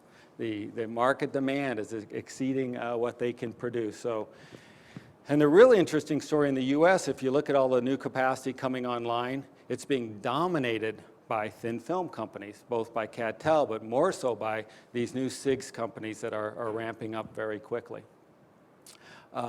What's fueling a lot of this? Well, as Shale mentioned, the prices have been coming down, have come down dramatically, not only in just the past 5 years, but the past 30 years. If we plot a learning curve, cost per volume of deployment or production or whatever you want to look at, you see that there is this wonderful decreasing linear trend. And more recently, especially with crystalline silicon, the prices have literally been in free fall. And that makes it very difficult for the industry because people are always like, well, what's the price? Well, for one thing, companies don't like to advertise price. That's a competitive issue. The other thing is that even if you look at data from just a year or two ago, it's completely outdated at this point because of the dramatic free fall we've seen in prices. What has fueled all this? A lot of it is, economies of scale, just getting larger. SunPower was talking about how now with these big farms, they have cut standard lengths of wire. They've gotten so automated with this. And you think you've seen an electrician before, right? Cuts the wire, trims it to fit, strips it. All those little pieces add up over a megawatt of a deployment. And so it's stuff like that that's really contributed a lot of this. Of course, efficiencies, once again, SunPower, 24% modules off their production line. Just amazing compared to even a few years ago. We talked about SIGs. How the gap between the champion cells and production modules has shrunk incredibly from 11 to 20 to who was it, Solar Frontier. We just measured one of their modules at 17.2 thin film.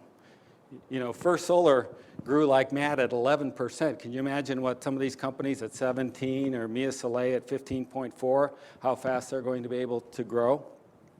So, and those thin films, that's one of the reasons why the prices have fallen so far. Silicon is really, it's more of a horse race now. They're getting challenged.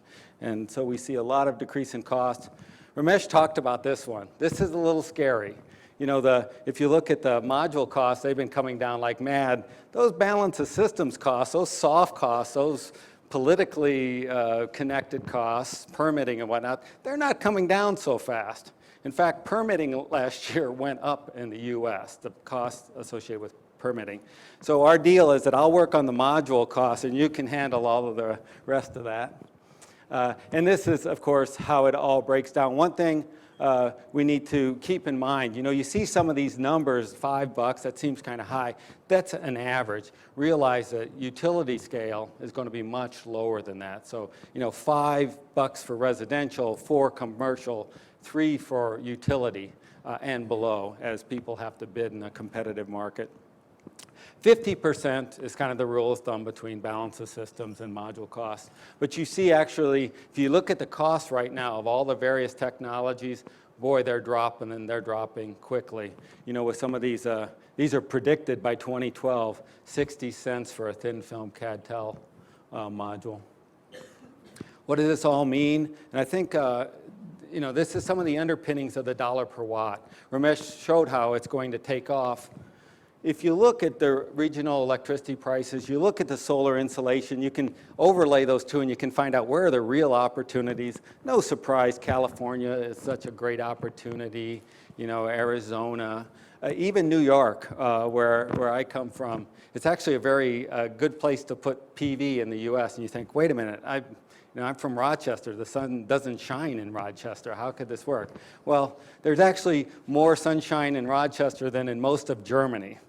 So we have wonderful solar resource in this country. Obviously, they have high utility prices, so the payback time is actually pretty good. It's where I was about 6 years. That's with incentives. But if we get it down to $1 per watt, it makes sense everywhere, even without incentives, and that's the real goal here that we're talking about. Another really good story in terms of trends in PV. We looked at something like 2,000 different PV installments, and we looked at reliability. So you realize that it's 80% beginning of life after 25 years, kind of a standard warranty in the industry. So you're looking at about 1% per year degradation. Well, it turns out that of the arrays deployed after 2000, whether they be crystalline or thin film, the vast majority of them now are going to meet their warranty. So if you buy and install an array today, the odds are 90-something% that you're going to make it. That wasn't true even 10 years ago, especially for the thin film technologies. But today, even the thin films, the reliability has gotten much, much better across the industry. That's a great story. So in summary, you know, don't weep for silicon. Silicon's still doing just fine, and there's still a lot of margin for improvement there with silicon. So it is true that a lot of the growth that we've seen in silicon and across the industry has been a story of incentivization, whether it be in Germany, Spain, where have you, the US. No question about it, this market is the fastest growing market in the world. Costs, I predict, will continue to decrease, even for silicon. And as we extrapolate out, you know, we've gone to thinner and thinner and thinner wafers. Eventually, we're going to get to the part where we're putting down silicon, crystalline silicon in thin film format, just like we're doing with some of the other 2,6 materials and what have you. And eventually, it's got to go to a multi-junction. We can't settle for, you know, low 20%. So we got to go to even higher efficiencies. Thin films made inroads. They have some very attractive cost points. You know, it can be made roll-to-roll, high volume, high-speed production. Efficiencies, especially in closing that gap between the champion cells demonstrated in NREL and what they're able to do in production, have shrunk dramatically, even over the last year. I mean, it's just like world record after world record in terms of module efficiencies. Now, the real promise of that stuff is to get to some sort of a building integrated photovoltaic, some flex packaging, quit having to sandwich it between glass packages. That will come as we get better sealants, better polymer coverings. Finally, CPV, you know, this 43.5% efficiency. In places where you have a lot of direct sunlight, not a lot of clouds, where these large trackers, they make really good economic sense. They're going to be hard to beat. You're not going to put one on your roof up in New York, but if you're in the desert Southwest and you want to put up a nice big utility scale power plant, it's definitely an attractive option. And you know, the system reliability is going to be the key to those systems. As Ramesh mentioned, that second valley of death is huge. And you have to go to the investment banking community and get a lot of money. And they're going to want some pretty good assurances that they're going to get their money back before they're going to give you that $100 million. But so far, the preliminary data on those systems and what they're able to produce and their reliability has been quite good. Thank you.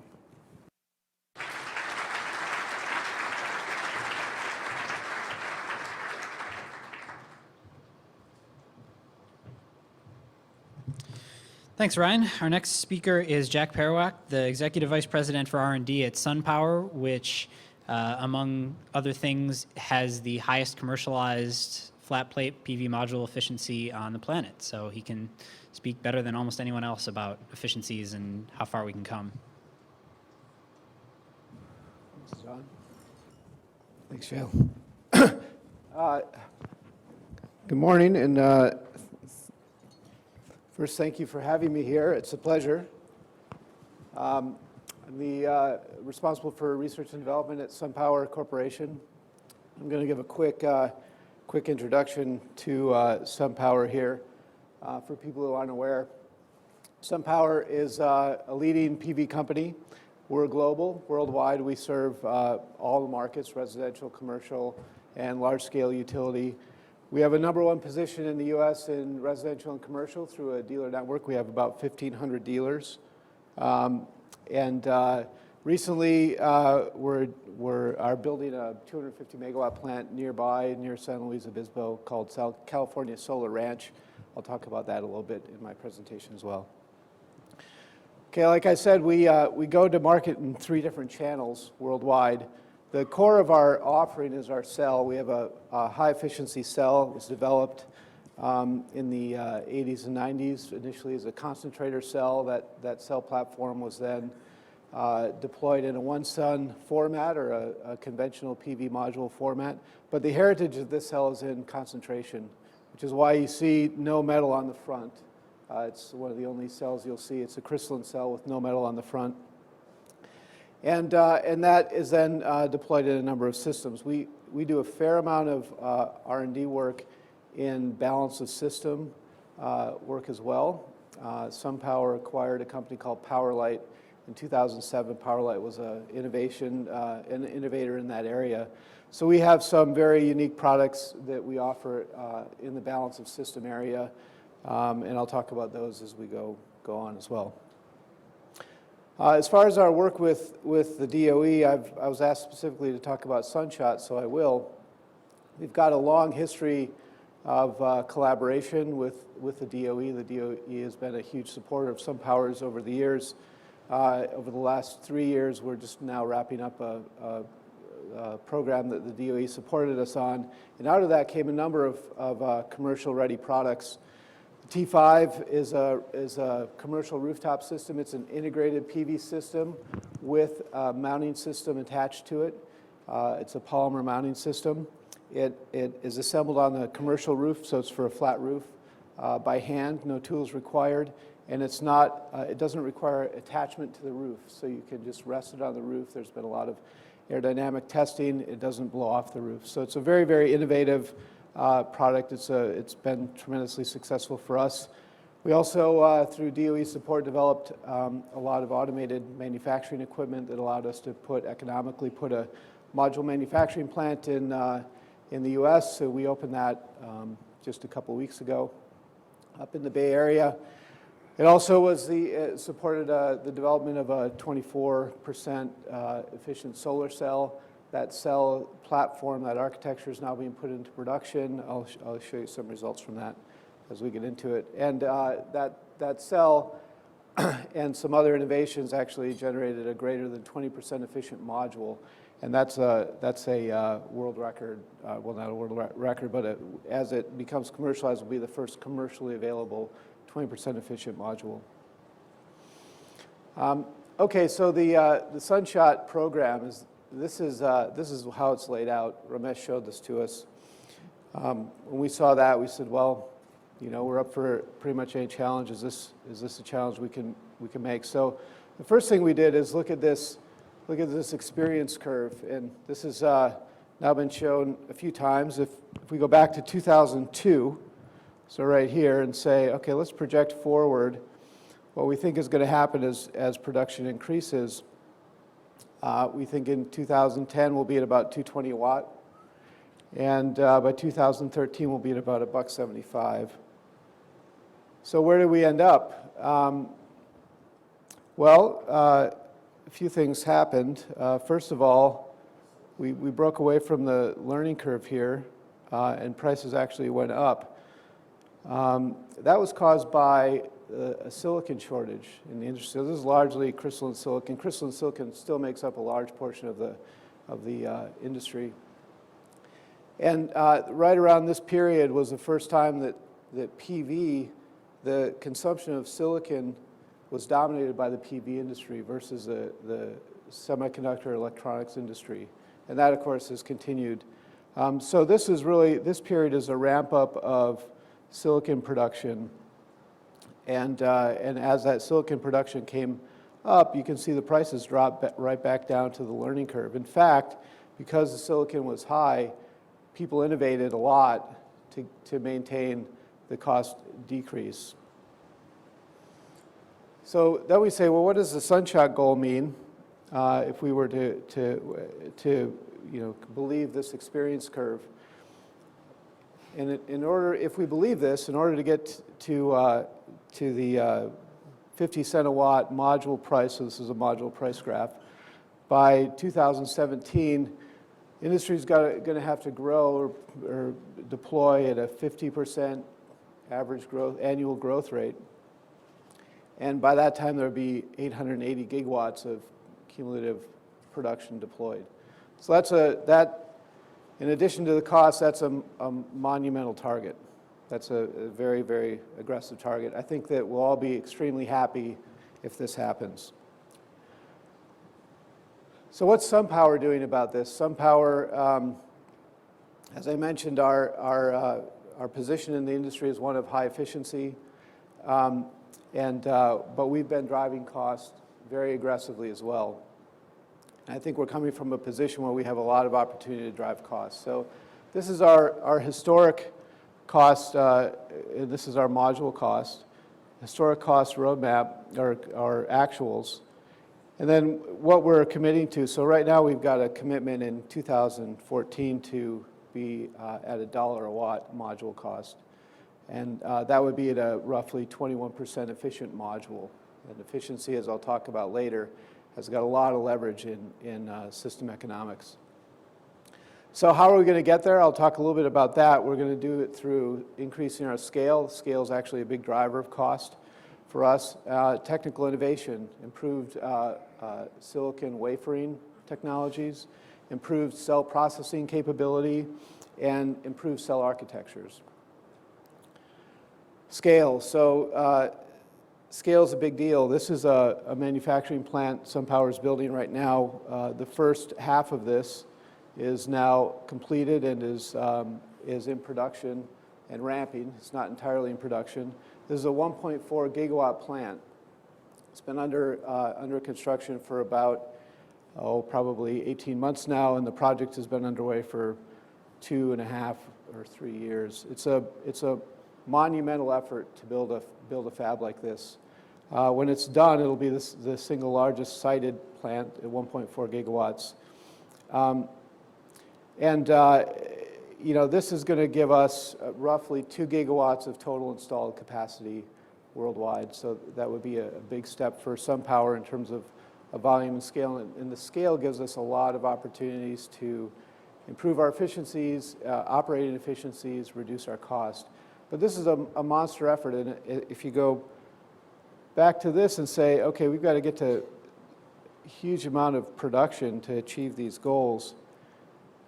And if we're going to do it by building factories like this is going to be this is going to be a big challenge. I think the reason you see scale problems, now the PV industry has scaled aggressively, but it's very, very capital intensive. And so this is a challenge. This is a challenge we're going to have for sure. Cell efficiency, this is, I mentioned the 24% efficient cell that we produced with the help of DOE. This is the distribution of our cells in production. We're now on our 3rd generation cell, which we wisely call Gen 3. So the Gen 1, you can see a couple things I'll point out here. The width of the distribution is kind of an indication of your process control and the precision you operate at in your factory. This is a challenge. This is going to be a challenge for companies as they try to increase their efficiencies in their factories. And we learn from, this is really factory 1 where we deployed this. This is our factory 2, and this is now a small line in factory 1. But you can see as we increase efficiency, naturally the width gets narrow. And that's because you require better and better processing capability to achieve those higher efficiencies. So this is our Gen 3. It's pushing 23.5% efficient. I think we'll see that climb as it's not even in limited release yet. This is just from early engineering runs in the fab. But this is data coming out of our factory. And you'll see this move to the right as we put that into production. We expect to get that into production later on this year. The other thing about silicon And Ryan talked a lot about silicon versus thin film.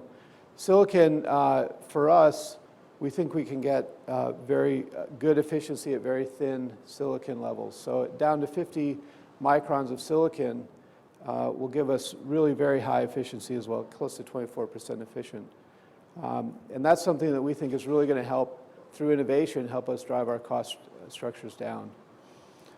Now, when I read the DOE dollar a watt white paper, which I read again as I was preparing for this, there's a slide in there that talks about what's the crystalline silicon opportunity. And this is what the white paper laid out as the crystalline silicon opportunity. And I read this, it was interesting, and some other people at SunPower, so this says in 2020, all rear contact, all back contact, 20.9% efficient module. That's where we are right now. We actually have this is a product we ship. Our cost isn't quite there yet, but we're driving to that. And we can do that I think we've got a roadmap to that. The next thing is, this is right in line with our roadmap, so I think we're consistent with that. I think the point that I want to talk about next is what you can do beyond just the module to improve system economics. And one thing we do on systems is track, and I'm going to talk about that a little bit. So we do think that this goal is aggressive. I think we admire the leadership of the DOE to put it out there to drive PV companies to reduce costs. It's something we're doing anyway. But it's great, and I appreciate the DOE's leadership and collaboration to achieve that. So a couple things about the value of efficiency. So this is just a very simple analysis. It's not meant to be anything directive about costs or anything in this, but to look at a high efficiency product like SunPower and a thin film product. Efficiencies would be roughly 20% for the SunPower product and roughly 11% for the thin film product. Now, if you take those two systems and you build a power plant with it, this one would be a tracking power plant, this one is a fixed tilt power plant. First of all, you can notice the size difference. This thin film takes up a lot more space. That's important. The second thing is that this tracks, which means it produces more energy per kilowatt than this system does. And because of that, for the same investment, $200 million, you can generate 100 gigawatt hours per year. And when you back calculate what the system cost is, you can see the value right here of that efficiency and of tracking. And the high efficiency module allows tracking to be economical. So that's just it's a bit of a nuance, but it's important when you get into large systems. So this is the California Valley Solar Ranch system in California. And I'm just going to quickly talk about an experience we had there. So this is how the system is laid out today. This is more or less the final system. We went through a number of iterations of the system to get to this point. And a couple things to note. This was driven by a lot of different things. There's a lot of wildlife issues that needed to be addressed at this site, a lot of environmental issues that needed to be addressed. We redesigned this, I think, 20 to 25 times as we were doing this. And we're ultimately still able to get to 250 megawatts. I doubt that we would be able to do that if we had a lower efficiency module. I'm sure we would not have been able to do that. And you can see that the size of the system, when somebody decides to do a power plant, gain as much capacity onto that plant as possible is a big deal. Now, a couple things on the balance of system side I want to talk about. First is Oasis. Oasis is our utility power plant system. We call it a productized or standard power plant. Now, Ramesh or Ryan, I'm not sure who, talked about electricians rewiring things and stripping wires in the field. That does happen. It's very expensive. So what this is meant to do is address this as a product. So everything is pre-engineered, pre-designed. It shows up on site, and in site engineering time, site deployment time is minimized.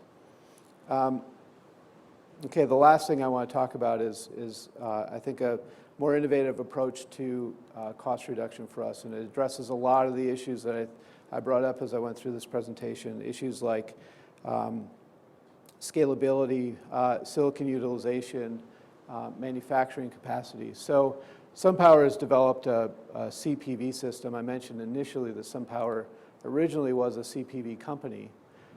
This is a CPV system based on SunPower's standard cells, slightly converted to perform under concentration. So these are not the 40+% efficient cells Ryan talked about. These are roughly 24 to 25% efficient under concentration. They're low concentration. So this is a 7x concentrator. By making a 7x concentrator, that does a lot of things for you. One, it means the requirements for tracking in the field are much reduced. So you can get by with a lot less precision in the field. And in fact, we do this without any field alignment. The system just snaps together in the field. From a capital efficiency perspective, that plant I showed you, 1.4 gigawatt plant, would be 14 gigawatts at 10x. So that allows us to achieve the scale that we're trying to achieve without continuing to put all of our cash flow back into building new capacity. It's a really, really big deal. Silicon utilization, the amount of silicon per watt is reduced by the concentration factor. So that's, again, it addresses that material usage, silicon usage. LCOE, we think this system, when it reaches maturity, will be roughly 20% better on a cost perspective than a traditional flat plate tracking system I talked about earlier. Challenge is bankability. This system uses only materials already being shipped in production today. So we're very, very excited about that. The other thing, as we talked about, I think both Ramesh and Ryan talked about the U.S. manufacturing base. The other thing that this does, I think, is really, it's built around the notion of a regional manufacturing, where really, almost everything can be manufactured locally. Certainly, all of the larger parts of the system would be manufactured locally using, in standard industry, automotive manufacturing processes, et cetera. Okay, so what else do we need to do to achieve these goals? Well, there's a lot. This is not an exhaustive list, but I think the support we need is really around continuing to create a market that allows people to invest. We saw what happened in the earlier discussion on biodiesel. Same thing has happened in PV. Long-term industry is really going to make companies invest for the long haul. Some of the things the DOE is doing with loan guarantee programs and continued funding, I think getting new technology, supporting new technology, getting into the market is going to be critical to get our costs down. And then reducing permitting costs are also going to be a big deal. So that's it for me. Thank you.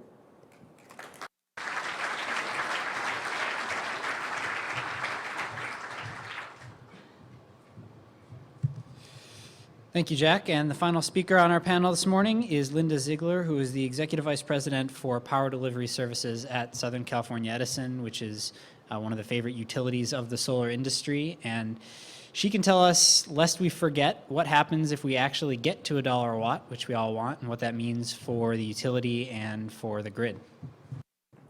Thank you, Shale. I'll probably be provocative. Is everyone okay? Long morning. He said when he introduced me earlier, we're where the rubber meets the road, but I think it's really where the solar meets the system. So I'm going to talk a little bit about that, is when the solar meets the system and some of the challenges that we have there and some of the things that I hope you all will be working on to solve in the next few years. So a little bit about Southern California Edison. We have a 50,000 square mile service territory, cover most of Southern California down to Laguna Beach. We come up here to Santa Barbara and then go within the San Joaquin Valley. We have a population of about 14 million residents in our service territory and 4.9 million customers. We have been a leader in renewable energy and also in energy efficiency, plug-in and hybrid electric vehicles, and so we take a leadership role in a lot of these emerging technology areas. One of the things, and Bill Brinkman talked about this earlier, we have a lot of solutions, but they're not necessarily cost effective. So as a utility, what we need to do is to balance three things. One of them, and the first, is system reliability. When you turn the lights on or the air conditioner on, you want it to go on every single time. So one of our first priorities is to keep the system reliable so that when you turn the lights on, they come on. Secondly is price stability, and that comes into the cost competitiveness. If we have bills that people can't afford or don't want to afford and want to move to other states, then we're not sustainable, and so that's a key focus. And the third is being able to do the first two and support public policy. So public policy around renewables, public policy around energy efficiency, being able to support that public policy while still maintaining reliability and price stability for our customers. We are the large, we purchased, there were some numbers earlier on solar. We purchase 80% of the solar that's purchased by utilities in the United States.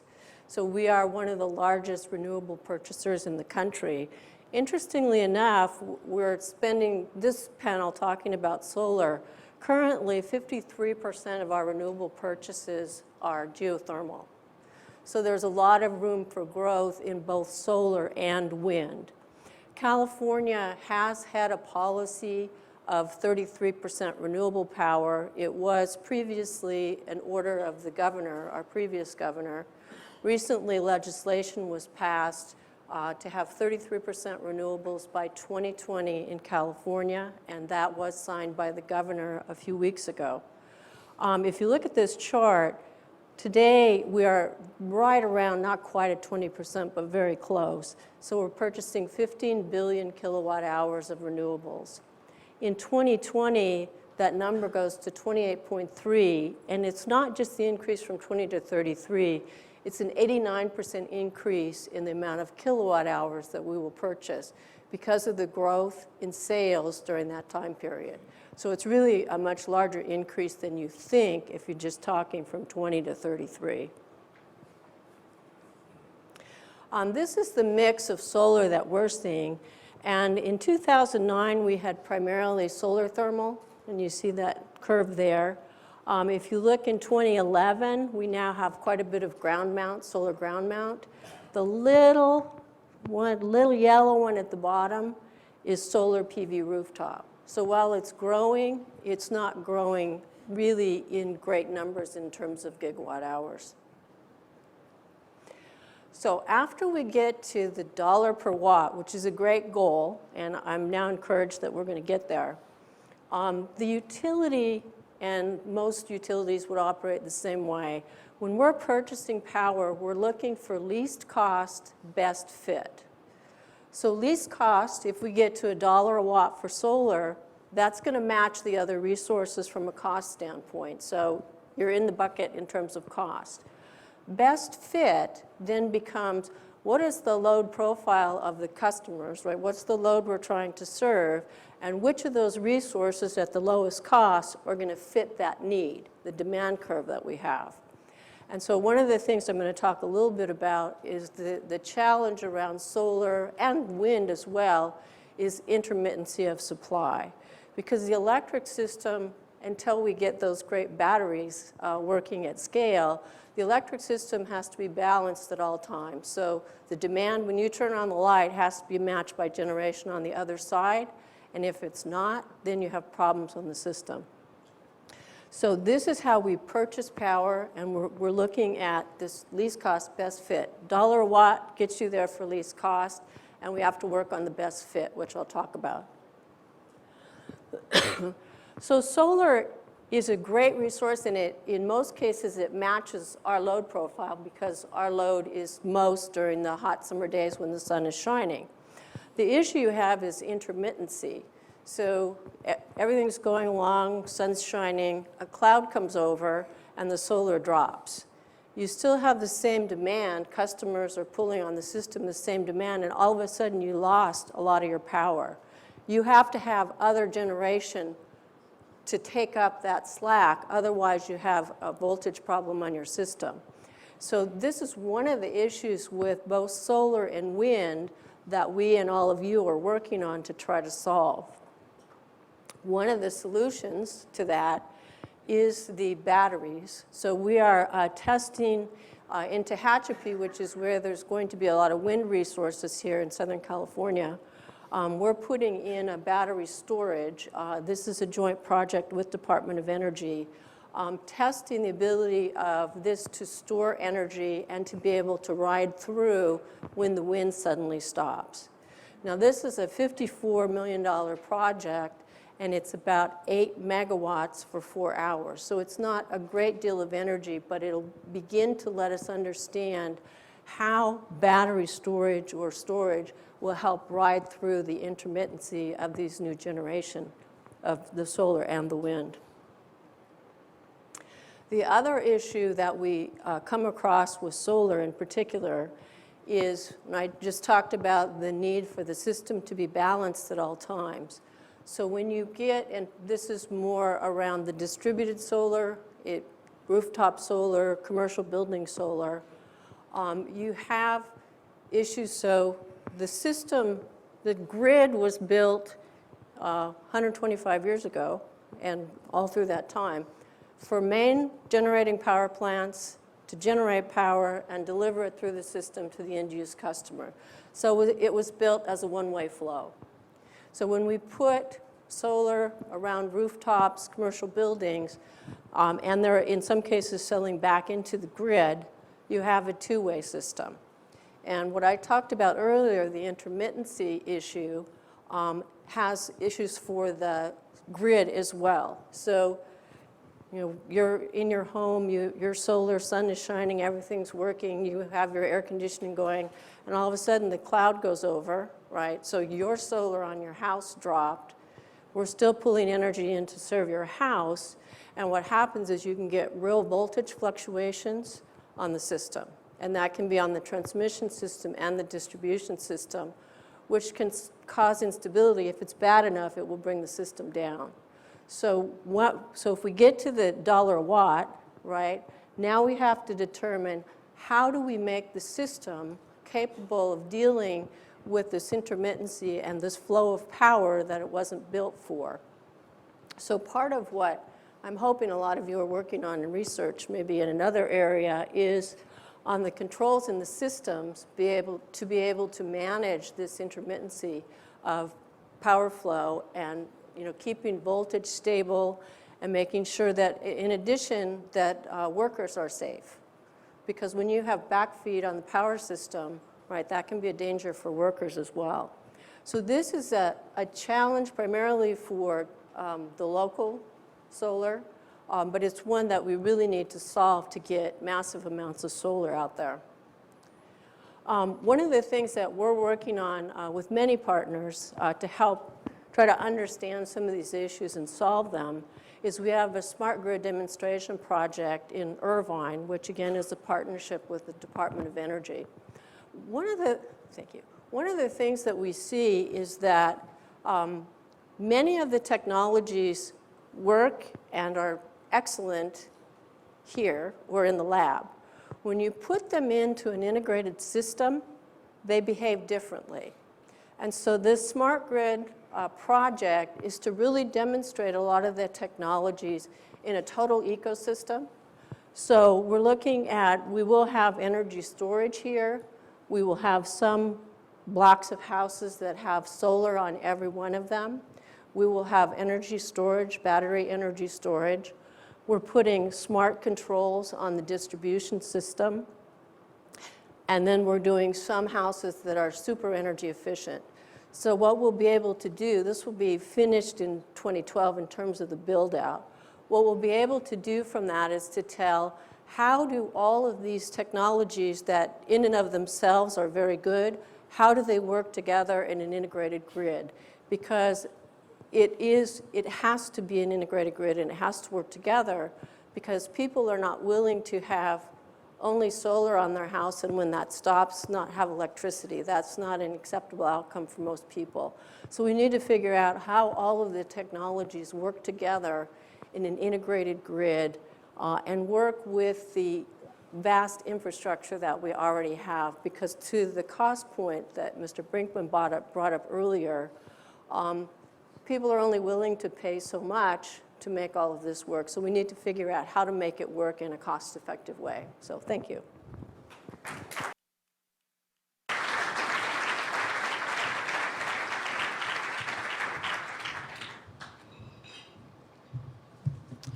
Great, thank you, Linda. So we're running relatively short on time, and I want to make sure that I leave plenty of time for audience questions. So I'll just ask one myself and then open it up, which is I'd like the other three panelists to address what Linda brought up, which is a really legitimate concern, which is if we get to $1 a watt and then we hit 18, 20% penetration of PV, then grid stability and intermittency becomes a real issue. And so my question for the other three panelists is, what are you doing to address that? Is it a part of Sunshot? And if not, why not? Maybe we could start with Ramesh. There are a few things that give me nightmares about this stuff. The one is that we don't have a really rigorous game plan for balancer systems. We're working very hard on it, how to bring that down, like what Ryan was showing. The second thing, and this is a fundamental question, is how do you deal with the intrinsic time variation in this? Of course, the first pathway is to simply put a Mars bar, energy bar, which is a battery. And so we're already beginning to create programs which will begin to integrate just storage on the grid. That's one pathway. CSP is one possible way to avoid these issues because it intrinsically has storage in it. I think we really need to go back and look at organic type system, not in the human-like system, but things which store energy. I mean, we do that, right? If you don't eat food for 3 days, you're okay. You will start to progressively burn a lot of things, burn fat, but you will still be alive. And the question is, how does one design PV to do that without having to go to battery? This is all goofy R&D. It's something that we are very likely going to put out some solicitations to stimulate some thinking on this. The intermittency question is not a very trivial question, Linda. The battery is an obvious solution, which we're already beginning to do. A couple of things I would point out is, there is some good precedent out there. If we look at Germany, for example, they're already getting to some pretty significant grid penetration levels with their renewables, solar especially. There's places in Hawaii where they're getting up to 30 and 40% of renewables on some of these small grids. NREL has been doing a lot of study of some of these penetration issues.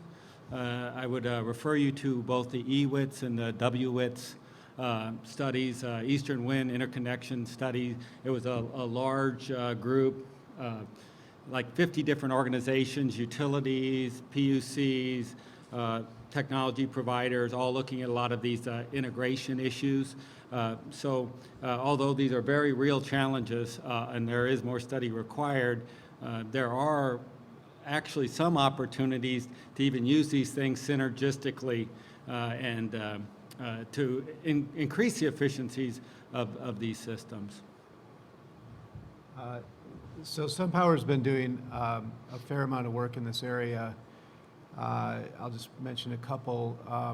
So we were involved in a project in Lanai where the PV system was roughly, I think about 40% of the generation on Lanai, and have built into that system and use that as a test case for a number of what we call grid integration features where you can curtail the system, ramp it up, ramp it down.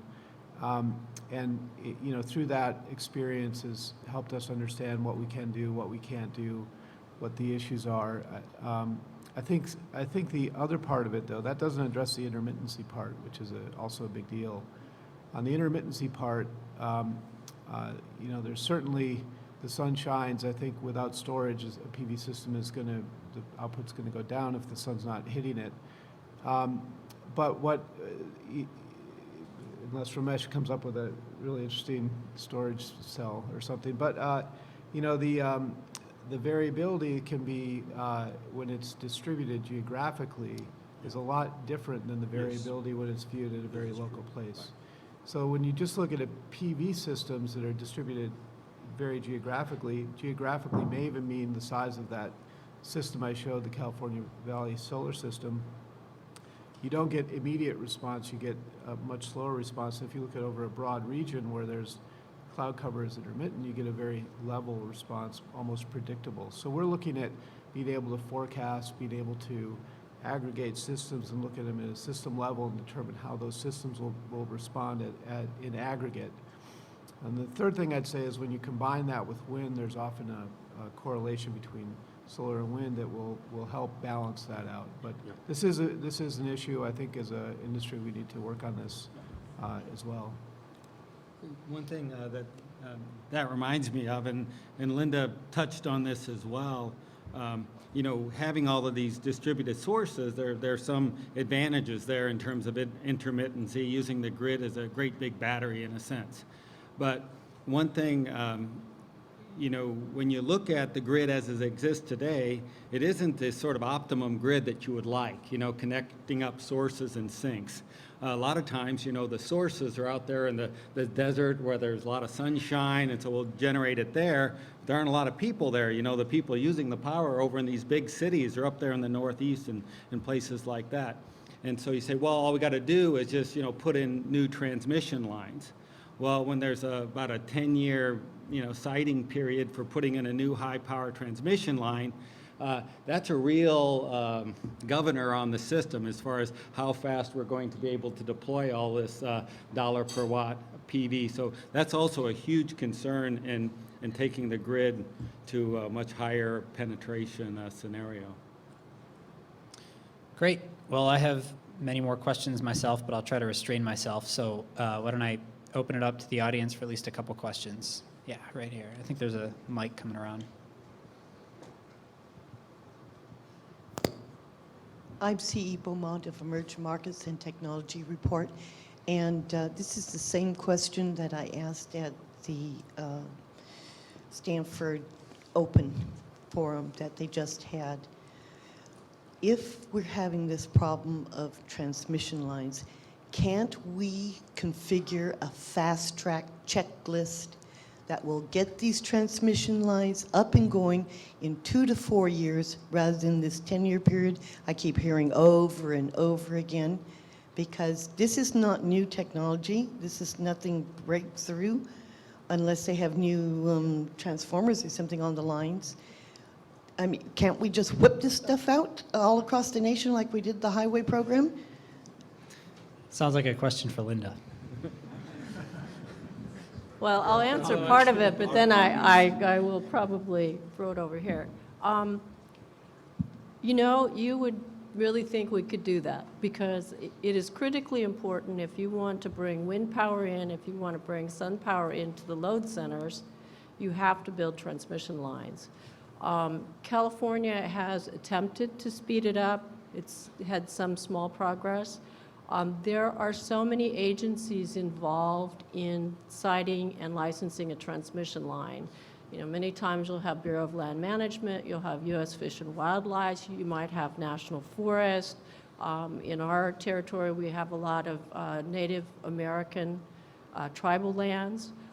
So the siting and licensing process takes between 7 and 10 years. We are working with the California Public Utilities Commission and others to try to get that speeded up, but there are so many agencies involved, it is still a struggle. And, you know, my personal belief is we're going to have some national policy to help push this through.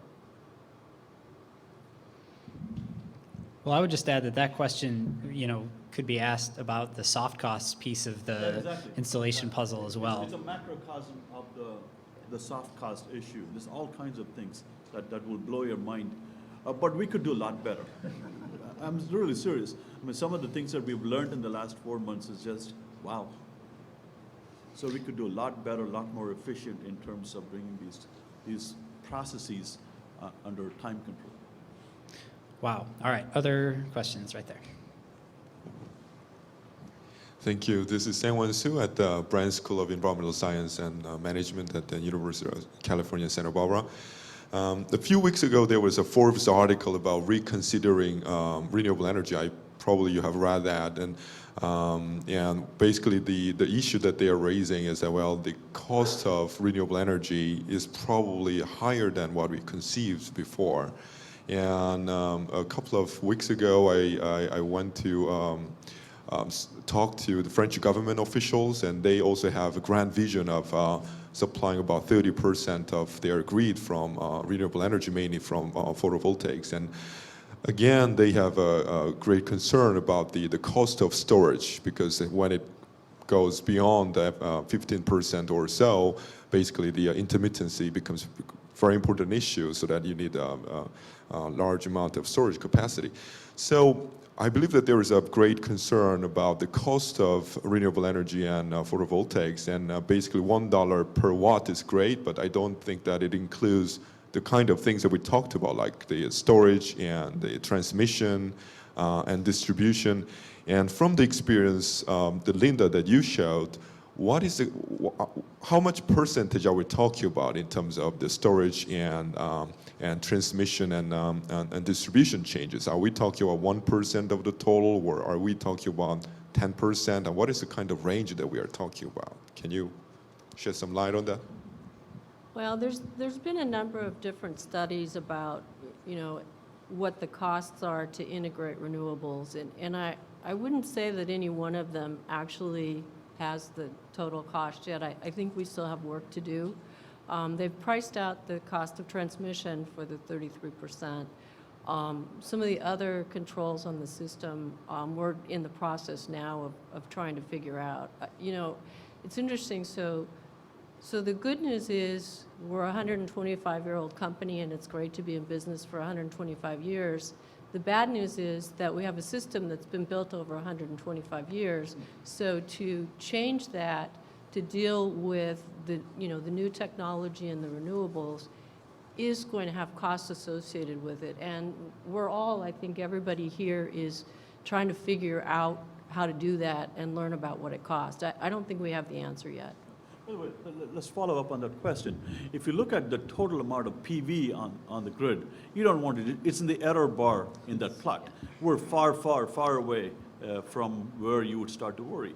The typical rule of thumb is if you're around 15% or so, then you start to worry. The utilities will say, guys, you got to stop unless you show me that you have a robust process. We're very far away.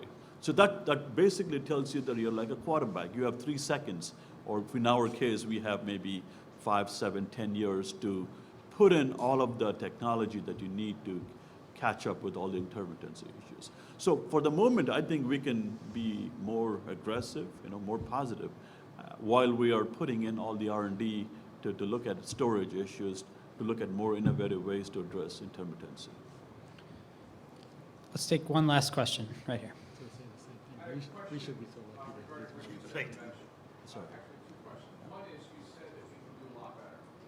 And you said that we could do a lot better in the soft costs and the bureaucracy. I'd like to understand who should take the leadership to make that happen. The second question is, if the bureaucracy and the red tape were taken out of the mix, how long would it take the private companies to ramp up to be able to create the 15 to 20 times industry that you're talking about creating if you go to $1?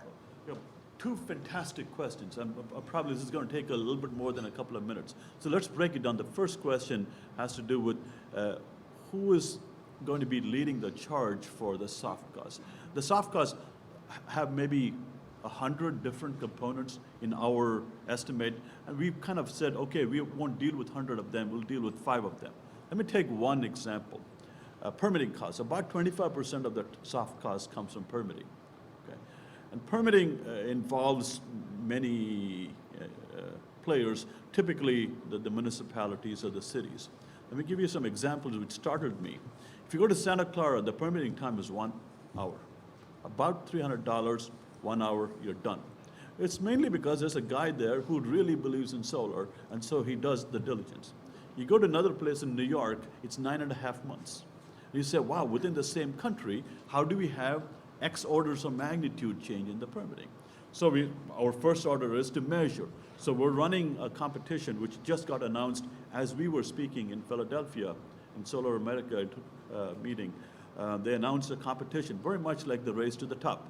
So this will be a competition which cities and municipalities will compete for to see how they can expedite the permitting process. It's still not an R&D program, but we are following up this competition with an R&D type program where we can measure Why does it take a certain amount of time? What are the things? Is it a socioeconomic thing? Or is it simply that the paperwork is very large? If it is simply a matter of developing a set of codes for paperwork, we are going to issue FOAs, which will start to do that.